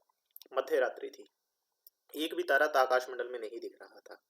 काले काले बादलों और अंधेरी रात तो और भी अंधेरी बना दिया था। बीच बीच में कभी कभी बूंदाबांदी हो जाती थी, हवा बंद थी, वातावरण में उदासी, बेचैनी और उमस भरी हुई थी। दूर तक फैले हुए युद्ध क्षेत्र के सहस्त्र चिताएं जल रही थी, उसमें युद्ध के निर्हित सैनिकों के शव जल रहे थे, चर्बी से जलने से चट चट के शब्द हो रहे थे। कोई कोई चिता फट पड़ती थी, उसका लाल लाल अग्निशिला पर नीली पीली लौ एक विभत्स भावना मन में उदय करती थी। सैनिक शव ढो ढोकर एक महाचिता में डाल रहे थे। बड़े बड़े वीर योद्धा जो अपनी अपनी हुकृति से भूतल को कपित कर रहे थे, छिन्न मस्तक चित्र बाहु पर धूलि दूसरित हो रहे थे। राजा और रंक में यहाँ अंतर न था। अनेक छत्रधारियों के स्वर्ण मुकुट इधर उधर लुढ़क रहे थे। कोई कोई घायल योद्धा मृत्यु विवक्षा से त्रस्त हो रुदन कर बैठता था, कोई चित्कार करके पानी और सहायता मांग रहा था। वायु में चिराचाए धन भरी थी, जलती हुई चिताओं की कांपती हुई लाल आभा से मृतकों को भोड़ते हुए सैनिक उस काली रात्रि में काले काले भूत प्रतीत हो रहे थे। संपूर्ण दृश्य ऐसा था जिसे देखकर बड़े बड़े वीरों और धैर्य का च्युत हो सकता था। मागध सेनापति सोमप्रभ एक महाशाल्यमणि वृक्ष के नीचे तने से ठास न लगाए ध्यान मुद्रा में यह महाविनाश देख रहे थे। गहन चिंता से उनके माथे पर रेखाएं पड़ गई थी, उनके बाल रूखे, धूल बिसरे और बिखरे थे, मुंह सूखा था, होठ स्फुटित थे, बीच बीच में उल्लू और सियार बोल रहे थे। उनकी डरावनी ध्वनि शब्द बहुतों में चौंका देती थी। क्षण भर कर विचलित होते हुए गहरी ध्यान मुद्रा में डूब जाते थे।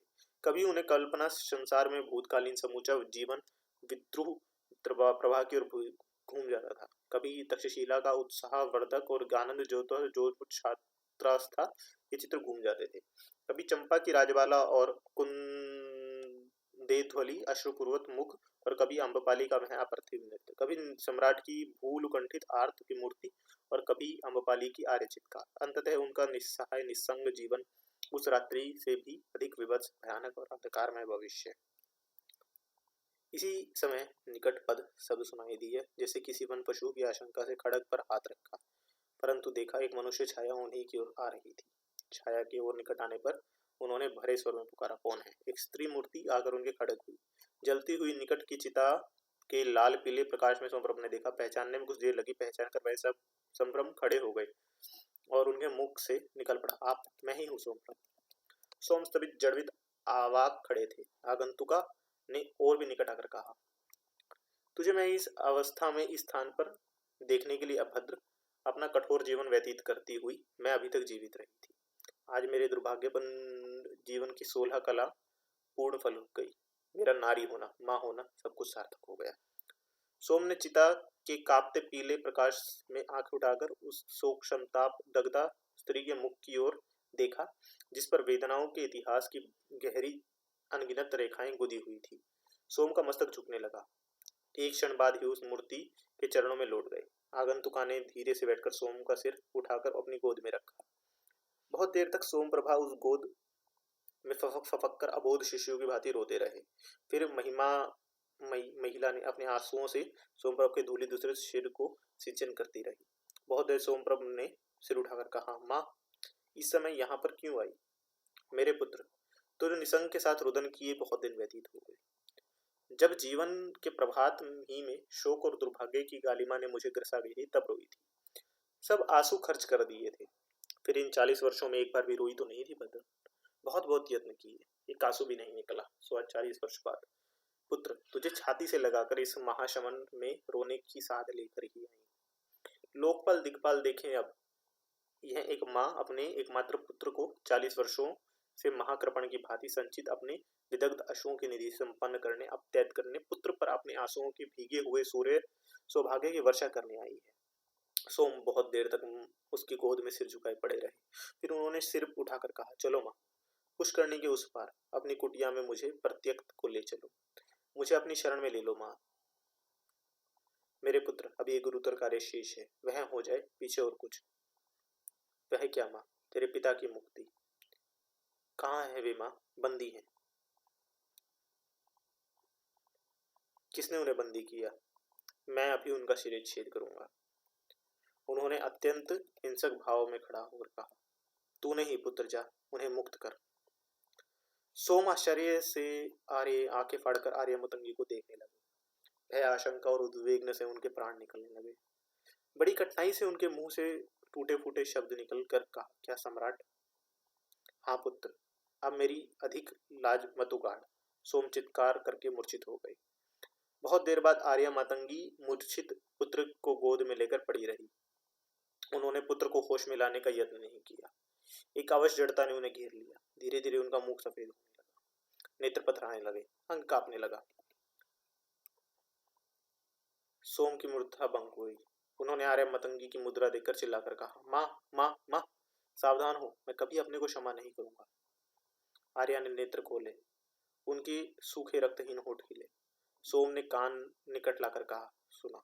आर्य कह रही थी, आम्रपाली तेरी भगिनी है, किंतु उसके पिता ब्राह्मण वर्षकार।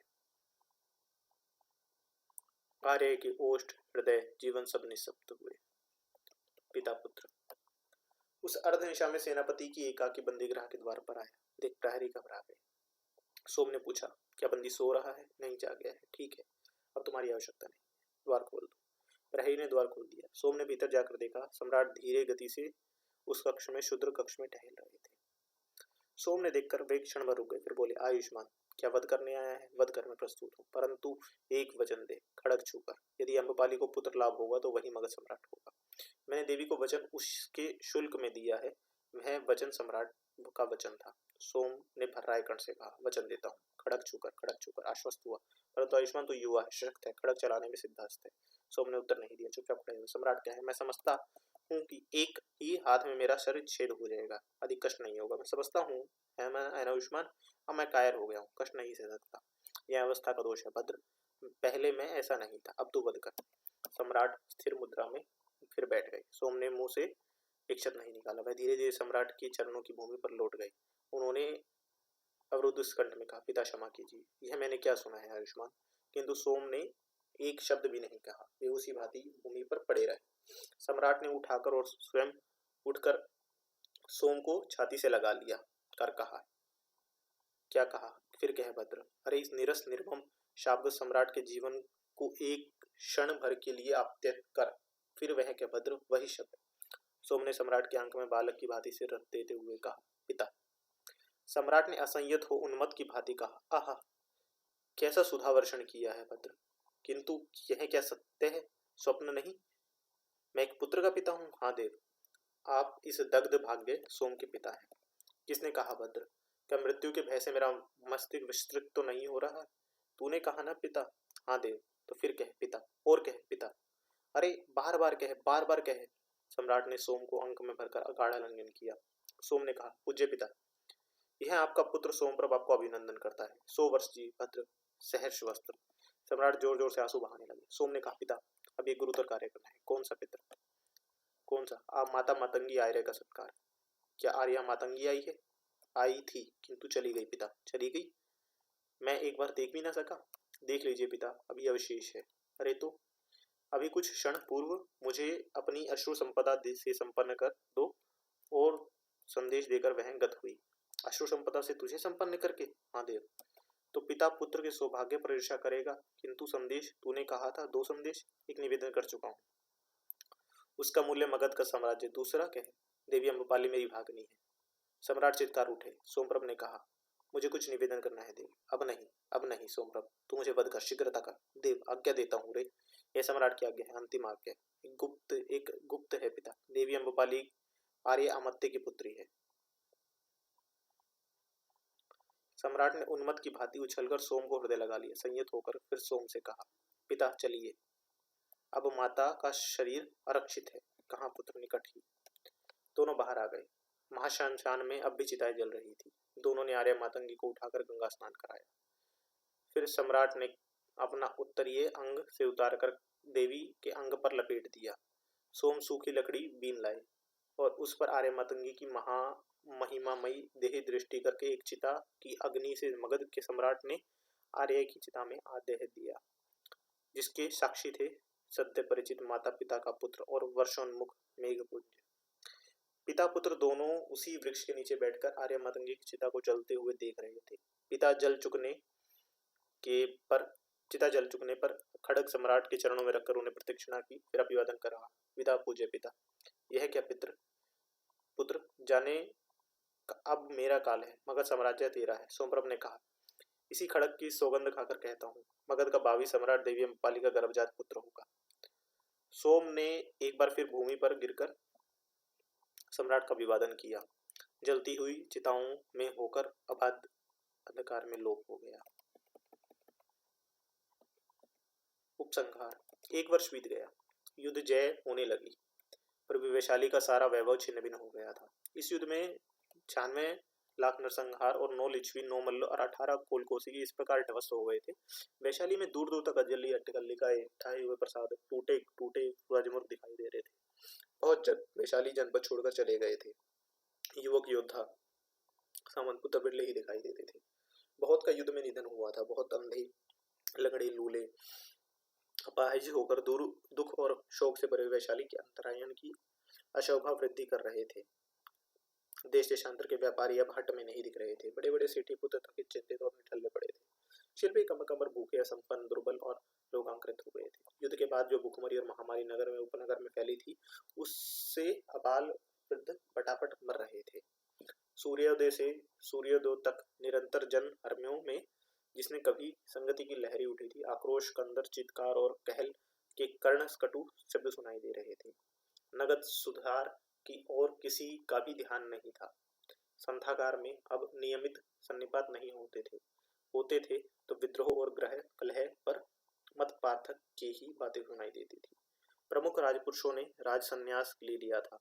नए अभुवन और हीन चरित्र के लोगों के हाथ में सत्ता डोलायमान हो रही थी। प्रत्येक स्त्री पुरुष असंतुष्ट, अनसुखी और रोगाविष्ट था। लोग फटे हाल थे और बार बार में कुत्तों के भांति लड़ रहे थे। मंगल पुष्करणी सूख गई थी और नील प्रसाद भूमिसात हो चुका था। लोग खुल्लम खुल्ला राजपुरुषों पर आक्षेप करते, कारण एक दूसरे पर आक्रमण करते और हत्या तक कर बैठते थे। अपराधों की बाढ़ आ गई। बहुत कुल कुमारियां और कुल वधु वैश्या बनकर हट में आ बैठी थी। उन्हें लज्जा नहीं थी। वे प्रसंग आने पर अम्बपाली का व्यंग्यम उदाहरण देकर कहती, हम इन पुरुष परशुओं पर उसी प्रकार शासन करेंगी, इनके धन रत्नों का हरण करेंगी।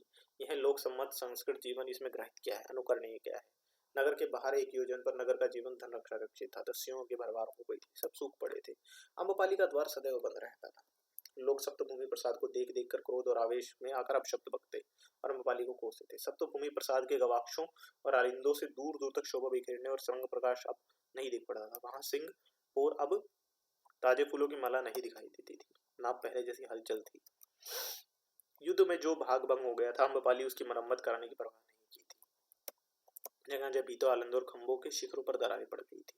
उन दरारों पर जंगली घास फूस जुल्म हो गए थे। बीच के तोरण और मकड़ी। अम्बपाली के बहुत मित्र युद्ध में निहत हो गए थे। जो बचे थे वे अम्बपाली के इस परिवर्तन पर आश्चर्य करते थे। दूर दूर तक यह बात फैल गई थी कि देवी अम्बपाली का आवास अब मनुष्य मात्र के लिए बंद हो गया है। अम्बपाली की सहस्त्र विधि वेतन भोगी दास देवी का सेवक, कमकर, सैनिक और अचरों में भी अब कोई दृष्टिगोचर नहीं होता था। जो इन्हें गिने पार्श्व पद रह गए थे, उनमें केवल 2 ही व्यक्ति थे जो अम्बपाली को देख सकते थे और उनसे बात कर सकते थे। उनमें थे एक दंडधर लल और दूसरी दासी मदलेखा। इनमें से केवल वृद्ध दंडकर को ही बाहर भीतर सर्वत्र आने जाने की स्वतंत्रता थी। ये दोनों ही रहस्य जानते थे कि अम्बपाली के को बिंबसार का गर्भ है, जहाँ संभव पुत्र प्रसव हुआ। यह रहस्य भी केवल इन्हीं दोनों पर प्रकट हुआ। यह शिशु अति यत्न से, अति गोपनीय रीति से, अति सुरक्षा से उस दंडधर के द्वारा समय मगध सम्राट के पास राजगृह पहुंचा दिया गया था। मगध सम्राट बिंबसार अर्ध विक्षिप्त की भांति राज्य प्रसाद में डोल रहे थे। राजकाज ब्राह्मण वर्षकार के हाथ में ही था। सम्राट प्राय महीनों प्रसाद से बाहर नहीं आते थे, दरबार नहीं करते थे, किसी भी राजकाज में ध्यान नहीं देते। वे बहुधा रात रात भर नंगे सिर, नंगे बदन, नंगा खड़ा हाथ में लिए प्रसाद के सूने खंडों में अकेले ही बड़बड़ाते घुमा करते थे। रात सेवक यह कह गए थे कि कोई भी बिना आगे से सम्राट के सम्मुख आने का साहस न कर सकता। एक दिन जब सम्राट एकाकी, शून्य हृदय, शून्य मस्तिष्क और शून्य जीवन, शून्य प्रसाद में शून्य रात्रि की उन्मत्त फैले थे, उन्नत खड़ी बाहर ले रहे थे, तब यथात एक वृद्ध दंडधर लल्ले शून्य सम्मुख जाकर अभिवादन किया। सम्राट ने खाट उगड़ कर कहा, चोर है, यह कह क्यों आया? दंडधर ने एक मुद्रा सम्राट के हाथ में फेंक दी और गोद में श्वेत कौशल में लिपटे शिशु का मुंह गाड़कर दोनों हाथ फैला दिए। सम्राट ने देवी अम्बपाली की मुद्रा पहचान ली। मंदस्मित होकर शिशु की उज्जवल योजना आंखों को देखकर कहा, यह क्या है बणे? भगत के मावी सम्राट, देव, मेरी स्वामिनी अम्बपाली ने बद्धांजलि निवेदन किया है कि उनकी तुच्छ भेंट स्वरूप मगध के भावी सम्राट अपने आपके चरणों में समर्पित है। सम्राट ने शिशु को सिंहासन पर डालकर वृद्ध ललधर को उत्फुल्ल नयनों होकर कहा, मगध का भावी सम्राट का झटपट अभिवादन कर। दंडधर ने कोष से खड़ग निकालकर मस्तक पर लगा दिया और 3 बार मगध के भावी सम्राट का जयघोष किया और खड़ग सम्राट के चरणों में रख दिया। सम्राट ने भी उच्च स्वर से खड़ग हवा में ऊंचा किया और 3 बार मगध के भावी सम्राट के जयघोष कर घंट पर आघात किया। देखते ही देखते प्रसाद के पहरी, सुरक्षक, कंचुकी, दंडधर राजदासी दौड़ पड़े। सम्राट ने चिल्ला चिल्लाकर उन्मत्त की भांति कहा, अभिवादन करो, आयोजन करो, आयोजन करो, गण नक्षत्र मनाओ, मगध के भावी सम्राट की जय जयकार हो। देखते ही देखते मगध प्रसाद हलचल का केंद्र हो गया। विविध बाज बज उठे। सम्राट ने अपना रत्न जड़ित सिंह खड़ग वृद्ध दंडकार की कमर में बांधते हुए, बने अपनी स्वामिनी को ये मेरी भेंट देना। यह कहकर एक और वृद्ध वस्तु वृद्ध के हाथ में चुपचाप दे दी। वह वस्तु क्या थी यह ज्ञात होने का उपाय नहीं। 10 वर्ष बीत गए। युवक वृद्ध हो गया, वृद्ध मर गए, बालक युवा हो गया। अम्बपाली अब अतीत का विषय हो गई थी। पुराण पुरुष अतियुक्त द्वारा युद्ध और अम्बपाली की बहुत सी कथाएं कहने सुनने लगे। उनमें से बहुत सी अतिरंजित, बहुत सी प्रफुल्लित और बहुत सी सत्य थी। उन्हें देखकर वैशाली के नवोदित तरुणों को कौतूहल होता। जब भी वे प्रसाद के निकट आते जाते तो उन्हें बंद शूलने और अरक्षित अशोभनीय द्वारों को उत्सुकता और कौतूहलता देखते ही बनती। इन्हीं दीवारों के भीतर एक अवरुद्ध गवाक्षों के उस और वह जन विश्रुत अम्बपाली रह रही थी, किंतु उनका दर्शन अब देव दैत्य मानव के नर रक्ष सबके लिए दुर्लभ है। इससे रहस्य विविध वंदितों को घर घर होने लगी। श्रवण बुद्ध बहुत दिनों बाद वैशाली आए। आकर अम्बपाली की बाड़ी में ठहरे। अम्बपाली ने सुना। हठात सप्तभूमि प्रसाद में जीवन के चिन्ह देखे जाने लगे। दास दासी कम करने अंतर भाग दौड़ करने लगे। 10 वर्ष के अवरुद्ध सप्तभूमि प्रसाद का सिंहद्वार एक हल्के चित्कार करके खुला और देखते देखते सारी वैशाली का यह जन समाचार विद्युत वेग से फैल गया कि अम्बपाली भगवान बुद्ध के दर्शनार्थ बाड़ी में जा रही है। 10 वर्ष बाद वह सर्वसाधारण के समक्ष एक बार फिर बाहर आई है। लोग झुंड झुंड में प्रसाद के सिंगापुर पर जाकर राजमार्ग पर डट गए। आज के तरुणों ने देखा कि आज उस अद्भुत देवी का दर्शन करेंगे। नवोढ़ा वधुओं ने कहा, देखेंगे देवी का रूप कैसा है। कल के तरुणों ने कहा, देखेंगे अब वह कैसी हो गई। हाथी, घोड़ों, शिविका और सैनिक सज्जित होकर आने लगे। अम्बपाली एक श्वेत हाथी पर आरूढ़ हो निरावरण और एक श्वेत केशरी उत्तरीय पर संपूर्ण अंग ढापे नतमुखी बैठी थी। उसका मुख पित दुर्बल किंतु तेजपूर्ण था। जन कोलाहल, भीड़ भाड़ और पौर जनपद की लाजा पुष्प वर्ष करती किसी ने ध्यान भंग नहीं किया। एक बार भी उसने आंख उठाकर किसी और को नहीं देखा। श्वेत मरमर और अचल देव प्रतिमा की भांति शुभ्र शारदीय शोभा की प्रतिकृति की सी वह निश्चल निष्पन्द नीरव हाथी पर नीचे नियन करके बैठी थी। दासियों का पैदल झुंड उनके पीछे अश्वरोही दल था और उनके पीछे हाथियों पर गंध, माल्य, भोज्य, उपान्य और पूजन सामग्री थी। सबके पीछे विविध वाहन, कर्मचारी, नागर और जनपद था। राजपथ विधि हट अपार दर्शक उत्सुकता से देख रहे थे। बाड़ी के निकट जा उसने सवारी रोकने की आज्ञा दी। वह पाव प्यादे वहां पहुंचे जहां एक द्रुम शीतल छाह में आरमंत श्रवण बुद्ध प्रसन्न मुद्रा में बैठे थे। पीछे 100 दोषियों के हाथों में गंध, माल्य, उपान्य और पूजन सामग्री साधन थे। तथागत के अब 80 को पार कर गए थे। उनका गौर उन्नत कृष्णगात की शोभा गांधार्य की चरण रेखाओं से विशोभित हो कोटि कोटि जनपद को उनके चरणों में अनवरत होने का आह्वान कर रही थी। उनके सब श्वेत के श्वेत हो गए थे, परंतु वे एक बलिष्ठ महापुरुष दिखाई देते थे। विपत्मासन लगाए शांत मुद्रा में वृक्ष की शीतल छाया में आस थे। सहस्र विधि वृक्षु नागर उनके चरणों में बैठे थे। मुंडित काशयघारी वृक्षों की पंक्ति दूर दूर तक बैठी उनके श्रीमुख से निकलने वाले प्रत्येक शब्द को हृदय पटल पर लिख रही थी। आनंद ने कहा, भगवत, देवी अम्बपाली आई। तथागत ने किंचित हास्य मुद्रा में देवी अम्बपाली को देखा। अम्बपाली ने सम्मुखाभिवादन किया, गंधमाल्य निवेदन कर देवी पूज्य अपने फिर संयत भाव से एक और हटकर बैठकर कर्तव्य प्रार्थना की। बंदे भगवान, भिक्षु संघ सहित कल का मेरा भोजन स्वीकार करें। भगवान ने मौन रहकर स्वीकार किया। तब देवी अम्बपाली भगवान की प्रकृति को जान साहस से उठ आसन से उठ भगवान की प्रदक्षिणा की, अभिवादन कर चल दी। इसी समय युद्ध तो वाहनों, हाथियों और अश्वारों की बहुत मनुष्य की कोलाहल करती हुई बुद्ध ने कहा, आयुष्मान आनंद, यह कैसा कोलाहल है? भगवान, यह लिच्छियों के अष्टराजकुल परिजन सहित भगवान की शरणों में आ रहे हैं। भगवान ने कहा, आनंद, तथागत अब अंतिम बार वैशाली को देख रहा है। अब वैशाली वैसी नहीं रही। जब वे लिच्छवी सज तथागत के निकट आए तब तथागत कहता था, भिक्षुओं, तुमने देवताओं को भी अपनी नगरी के बाहर आते कभी नहीं देखा है, परंतु इन वैशालियों के लिच्छियों को देख, जो समृद्धि और ठाठ बाट में उन देवताओं के ही समान है। वे सोने की छत्र, स्वर्ण मंडित पालकी, स्वर्ण रजित रथ और अम्बपाली, विविध भूषण पहने, विविध रंग के रत्न जड़ित सुंदर पास आया करते थे। देख आनंद, अति समृद्ध, सुरक्षित, सुभगे, रमणीय, चंचत्र ग्रह और हर्मियों के पुष्ट प्रफुल्लित देवताओं की नगरी की स्पर्धा करने वाली वैशाली आज कैसी श्रीविहीन हो गई है। इसी बीच अष्टकुली के लिच्छवी राज परिजन के निकट आए और अपना नाम कह भगवान का अभिवादन किया और एक आठ कर श्रद्धांजलि बैठी। उन्होंने भगवान ने धार्मिक कथा और समदर्शित संप्रदाय सुमजित और संप्रतिष्ठित किया। तथागत के धर्मोपदेश द्वारा संप्रहित होकर लक्ष्मी गणपति ने श्रद्धांजलि और कहा, बंदे देवगण, कल का हमारा भात भिक्षु संघ सहित ग्रहण करें। भगवान ने मदसमती होकर कहा, यह तो मैं अम्बपाली का स्वीकार कर चुका। तब लिच्छुओं ने उंगलियां फोड़ी, अरे अम्बपाली ने हमें जीत लिया, अम्बपाली ने हमें वंचित कर दिया। तब लिच्छुए भगवान के भाषण को अभिनंदित कर भगवान को अभिवादन का प्रदक्षिणा कर अनुमोदित कर आसन से उठ खड़े हुए। कुछ श्वेत वस्त्र धारण किए थे, कुछ लाल, कुछ आभूषण पहने थे। अम्बपाली रथ में बैठकर लौट गई थी।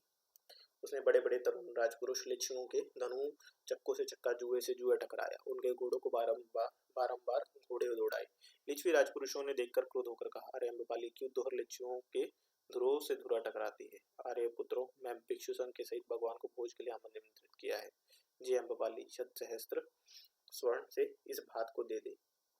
आर्य पुत्रों, यदि वैशाली जनपद भी दो तो भी मैं इस महान बात को नहीं दे सकती। तब उन लच्छुओं ने उंगलियां फोड़ी और अपने हाथ पटक कर कहा, अरे हमें अम्बपाली ने जीत लिया, अरे हमें अम्बपाली ने वंचित कर दिया। अम्बपाली ने अपना रथ आगे बढ़ाया और उसने सहस्त्र घटना दोष से घंटानाद से उद्घोष और उसके प्रहरियों से धूल उड़ाती हुई एक बादल पीछे रह गया। तब अरहंत भगवान पूर्वाहन के समय जाकर पात्र और चिवर ले 1200 भिक्षु संघों सहित देवी अम्बपाली के आवास की ओर चले। अम्बपाली ने सैकड़ों कारीगर मजबूर लाकर रातों रात सप्तभूमि प्रसाद का श्रृंगार कराया। तोरणों पर ध्वजा, पताकाएं और रंगीन छटा दिखाने लगी। गवाक्षों के रंगीन स्फटिक किरणों समर्थित सिंह द्वार पर नवीन संस्करण हुआ और उससे नवीन पुष्पों द्वारा सज्जित किया गया। तथागत अपने अनुगत भिक्षु संघ सहित पात्र और चिवर हाथ में लेकर भूमि पर दृष्टि लगाए वैशाली के राजमार्ग पर बढ़ते चले गए। उस समय वैशाली के प्राण ही राजमार्ग पर आ चुके थे। अंधकारण्य में सेठी निगम जेठक अपनी हटी मार्गों से भूमि के चरणों प्रथम अपने उत्तरियों को झाड़ने लगे। बहुत से भीड़ में आगे बढ़कर निकल राजपथ पर अपने बहुमूल्य शाल और कोशे बिछाने लगे। तथागत महान वीताराग भत्व महापर्यण अरहंत जनपद जन को इस जंड घोष से तनिक भी विचलित न होकर स्थिर पद पर खड़े सप्तभूमि प्रसाद की ओर बढ़ जा रहे थे। उनकी अधोदृष्टि जैसे पाताल में घुस गई थी और वधु जरोखोस में लाजा पुष्प तथागत पर फेंक रही थी। सप्तभूमि प्रसाद की सीढ़ियों को ताजे फूलों से ढांप दिया गया था। द्वार कोष्ठक पर देवी अम्बपाली शुभ्र शुक्र नक्षत्र की भांति भगवत के स्वागत खड़ी थी। उसने दूर तक भगवत को आते देखा। देखते ही अवगानी कर भगवान की वंदना की, आगे आगे की पैड़ियों तक ले गई। वहां जाकर भगवान श्रवण के पोर्स की निचली सीढ़ी पर खड़े होकर गए। अम्बपाली ने कहा, बनते भगवान, भगवान भीतर चले, सुगत सीढ़ियों पर चढ़े, यह चिरकाल तक मेरे हित और सुख के लिए होगा। तब तथागत सीढ़ियों पर चढ़े। अम्बपाली ने प्रसाद के सप्तम खंड पर भोजन के लिए आसन बिछाया। भगवान बुद्ध सिंह के साथ पीछे आसन पर बैठे। तब अम्बपाली ने बुद्ध सहित भिक्षु संघ को अपने हाथ से उत्तम खाद्य पदार्थों से संतुष्ट किया। भगवान ने भोजन पत्र पर से हाथ खींच लेने पर देवी अम्बपाली एक नीचा आसन लेकर एक और बैठ गई। एक और बैठी अम्बपाली ने भगवान ने धार्मिक कथा से समहर्षित सम्मोहित किया। अम्बपाली तब करबद्ध सामने आकर खड़ी हो गई। भगवान ने कहा, अम्बपाली, अब तेरी क्या इच्छा है? बनते भगवान, एक भिक्षा चाहिए। क्या चाहिए? अम्बपाली, आज्ञा हो बनते, कोई भिक्षु अपना उत्तरीय मुझे प्रदान करे। भगवान ने आनंद की ओर देखा। आनंद ने अपना उत्तरीय उतार कर अम्बपाली को भेंट दिया। क्षण भर में के लिए अम्बपाली भीतर गई, परंतु दूसरे ही क्षण उसे उत्तरीय से अपने अंग ढांप लिए आ रही थी। कंचुक और कोशय जो उसने धारण किए थे उतार डाला था। अब उसके अंग पर आनंद के दिए हुए उत्तरीय को छोड़कर कुछ नहीं, ना वस्त्र, ना आभूषण, ना श्रृंगार। उसके नेत्रों में अविरल अश्रुधारा थी। वह आकर भगवान के सामने पृथ्वी पर लेट गई। भगवान ने शुभ हस्त कर उसे मृत्यु से स्पर्श किया। उठ उठ कल्याणी, कह तेरी इच्छा है। बनते भगवान, इस अधम पवित्र नारी की विडंबना कैसे बखान किया जाए। यह महानारी शरीर कलंकित करके मैं जीवित रहने पर बाधित की गई। शुभ संकल्प से मैं वंचित रह गई। भगवान, यह समस्त संपदा मेरी कुलशती तपश्चर्या का संचय है। मैं कितनी व्याकुल, कितनी कुंठित, कितनी शून्य हृदय रहकर अब जीवित नहीं रह सकती। यह कैसे कहूँ। मेरे जीवन के दो ज्वलंत दिन आए। प्रथम दिन मैं फलस्वरूप मैं आज मागध के भावी सम्राट की राजमाता हूँ, परंतु भगवान, आज के महान पुण्य योग के फलस्वरूप मैं इस उच्च पद को प्राप्त करने की दृष्टाभिलाषा रखती। बनते भगवान प्रसन्न हो। जब भगवान के चरण रज से यह आवास एक बार प्रवहित हुआ है, तब वहां यहाँ अब विलास और पाप कैसा। उसकी सामग्री ही यहाँ क्यों, उसकी स्मृति भी क्या। इसलिए भगवान चरण कमलों से यह सारी संपदा, प्रसाद, धनकोश, हाथी, घोड़े, प्यादे, रथ, वस्त्र, संसार आदि सब समर्पित है। भगवान ने जो यह भिक्षु का उत्तरीय मुझे प्रदान किया है, मेरा शरीर की लज्जा निवारण यथेष्ट है। आज से अम्बपाली तथागत की शरण है। यह इस भिक्षा के प्राप्त पवित्र वस्त्र को प्राण देकर भी सम्मानित करेगी। इतना कहकर अविरल अश्रुधारा से भगवान चरणों को धोती हुई अम्बपाली अरहंत बुद्ध के चरण रज नेत्रों को लगाती उठी और धीरे धीरे प्रसाद के बाहर चली गई। दास दासी दंड कर कर्णिक किंचु सब देखते सब रह गए। महावीतराग बुद्ध अप्यायित हुए। उनके संपूर्ण जीवन में यह त्याग सर्वोच्च उदाहरण था। अम्बपाली उस पीत परिधान को धारण किए, सिर नीचा किए, पैदल उसी राजमार्ग से भूमि पर दृष्टि किए हुए नगर के बाहर जा रही थी, जिसमें कभी वह माणिक्य से जड़ी चलती थी। सहस्त्र नगरपुर जनपद उन्मत्त भावों से पीछे पीछे चल दिए।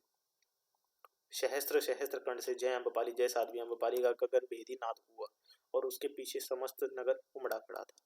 खिड़कियों से पौर वधुएं पुष्प और खील वर्षा कर रही थी। भगवत ने कहा, आयुष्मान आनंद, यह सब तो भूमि प्रसाद भिक्षुकों का सर्वश्रेष्ठ से विहार हो। भिक्षु यहाँ रहकर सम्मार्ग की अन्वेषणा करे, यही तथागत की इच्छा है। इतना कहकर भगवत बुद्ध उठकर भिक्षु संग संगठित बाड़ी में चल दिए।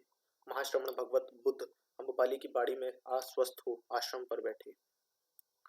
तब अम्बपाली केशों को काटकर काष्य पहने, मार्ग पर चलने से फूले पैरों और धूल भरे शरीर से दुखी, तुर्मना और अश्रुभूमि पाव प्यादी रोती हुई बाड़ी के द्वार पर कोष्ठक पर बाहर आकर खड़ी हो गई। उसके साथ बहुत सी लिच्छवियां स्त्रियां भी हो ली।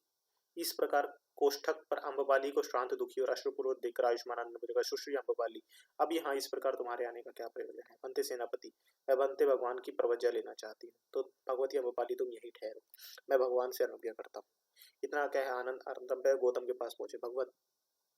भगवती अम्बपाली फूले पैरों, दुख भरी शरीर और दुखी अश्रुपूर्वक कोष्ठक पर खड़ी है। वह प्रवज्ञा की अनुज्ञा मांगती है। बनते भगवान अम्बपाली को प्रवज्ञा का अनुज्ञा मिले, उसे धन उपसंपदा प्रदान। नहीं आनंद, यह सुनकर नहीं कि तथागत के जतलाए धर्म से अम्बपाली घर से बेघर हो प्रवज्ञा ले। बनते, क्या तथागत प्रवेदित धर्म से घर से बेघर होकर प्रवाजित हो? स्त्रिय स्त्रोत, आपत्ति फल, सुक्रमादित फल, अनामि फल, अर्हत्य फल से साक्षात कर सकती है। याद बनते, तथागत प्रवेदित धर्म विनय में घर से बेघर हो प्रवजित हो स्त्रियां अर्हत फल को साक्षात करने में योग्य है। तो बनते भगवती अम्बपाली इसके लिए सर्वथा सम्योग उपयुक्त है। कुछ देर आनंद बोलने और कहा, तो आनंद, यदि सुश्री अम्बपाली 8 गुरु धर्म को स्वीकार करे तो उसे सर्वज्ञ मिले, उसकी संपदा हो। तब आनंद भगवान के इन 8 महाधर्मों को समझ द्वार कोष्ठक पर जहां अम्बपाली फूले पैर, धूल भरे शरीर और अश्रु नियति से खड़ी थी, वहां पहुंचे। भगवत अम्बपाली यदि 8 महाधर्मों को स्वीकार करे तो शतसा तुम्हें उच्च संपदा करेंगे, प्रवज्ञा देंगे। बनते आनंद, जैसे मैंने अपने जीवन के प्रभात में मैं सिर से नहाकर कल्पषित करके माला और अतिमुक्ता माला को दोनों हाथों से चाव सहित अंग पर धारण करती थी, उसी प्रकार बनते आनंद मैं इन 8 गुरु धर्मों का स्वीकार करती। तब देवी अम्बपाल ने भगवत के निकट जाकर बनते भगवत अम्बपाली ने याद जीवन 8 गुरु धर्मों को स्वीकार किया है।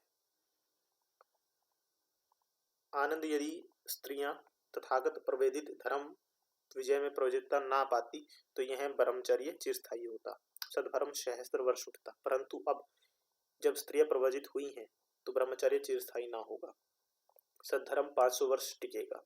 जैसे बहुत सी स्त्री वाले और थोड़े पुरुषों वाले कुल चोरों द्वारा सेठी द्वारा अनायास ही में प्रध्वंस होते हैं, इसी प्रकार आनंद जिस धर्म विनय में स्त्रियां प्रवज्ञा पाती हैं, वह ब्रह्मचार्य चिरस्थायी नहीं होता। जैसे आनंद संपन्न लहलहाते धानों की खेत में सेठित का रोग प्रजाति पड़ जाती है, वह जैसे संपन्न ऊख के खेत में मंजिष्ठ रोग जाति पड़ जाती है। जिस धर्म विनय में स्त्रियां प्रवज्ञा लेती हैं वह चिरस्थायी नहीं होता। इसी से आनंद जैसे कृषक पानी की रोकथाम को मेड़ बांधता है, उसी प्रकार में भिक्षुणियों के लिए जीवन भर अनुलंघनीय 8 गुरु धर्मों को स्थापित किया है। तू सुश्री अम्बपाली को ला। तब आनंद के साथ देवी अम्बपाली भगवान के निकट आकर परिक्रमा की, अभिवादन किया और बद्धांजलि सम्मुख खड़ी हुई। बुद्धं शरणं गच्छामि, संघं शरणं गच्छामि, धम्मं शरणं गच्छामि। 3 महावाक्य कहे। भगवत ने उसे प्रवज्ञा दी, उच्च संपदा दी और स्थिर दृढ़ स्वर में कहा, महाकल्याणी अम्बपाली सुन, जिन धर्मों को तू जान के वह सराग के लिए है, विराग के लिए है, संयोग के लिए है, वियोग के लिए नहीं, जमा के लिए है, विनाश के लिए नहीं, इच्छाओं को बढ़ने के लिए है, इच्छाओं को कम करने के लिए नहीं, असंतोष के लिए है, संतोष के लिए नहीं, भीड़ के लिए है, एकांत के लिए नहीं, अनियोग्यता के लिए है, उद्योगिता के लिए, दुर्भरता के लिए है, सुभरता के लिए नहीं। सो तो अम्बपाली शुभे एकांत जन जान की, ना वे धर्म है, ना विनय है, ना शास्त्र है, ना शासन है। कुछ देर मौन रहकर भगवत ने कहा, जा अम्बपाली, तुझे वो संपदा प्राप्त हो गई है, अपना और प्राणी मात्र का कल्याण कर। भगवान अनंत बुद्ध ने कहा उच्च स्वर में, भिक्षुओं महासाध्वी अम्बपाली, भिक्षुओं का स्वागत करो। फिर जयनाथ की दीक्षाएं गूंज उठी। अम्बपाली ने आंसू पोंछे, भगवत सुगत की प्रदक्षिणा की और भिक्षु संघ के बीच होकर पृथ्वी पर दृष्टि के वहां से चल दी।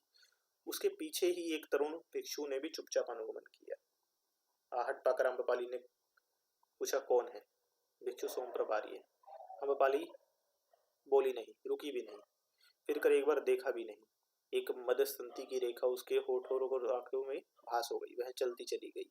उस समय प्रतीची दीक्षा लाल लाल मेघाड़ों से रंजित हो रही थी। उसकी रक्तित आभा आम के नवीन लाल लाल पत्रों की दुहाई देती हुई रंगीन कर रही थी। ऐसा प्रतीत होता था मानो सांध्या सुंदरिया ने उस क्षणी की मांग में सिंदूर किया दिया था। इति। धन्यवाद।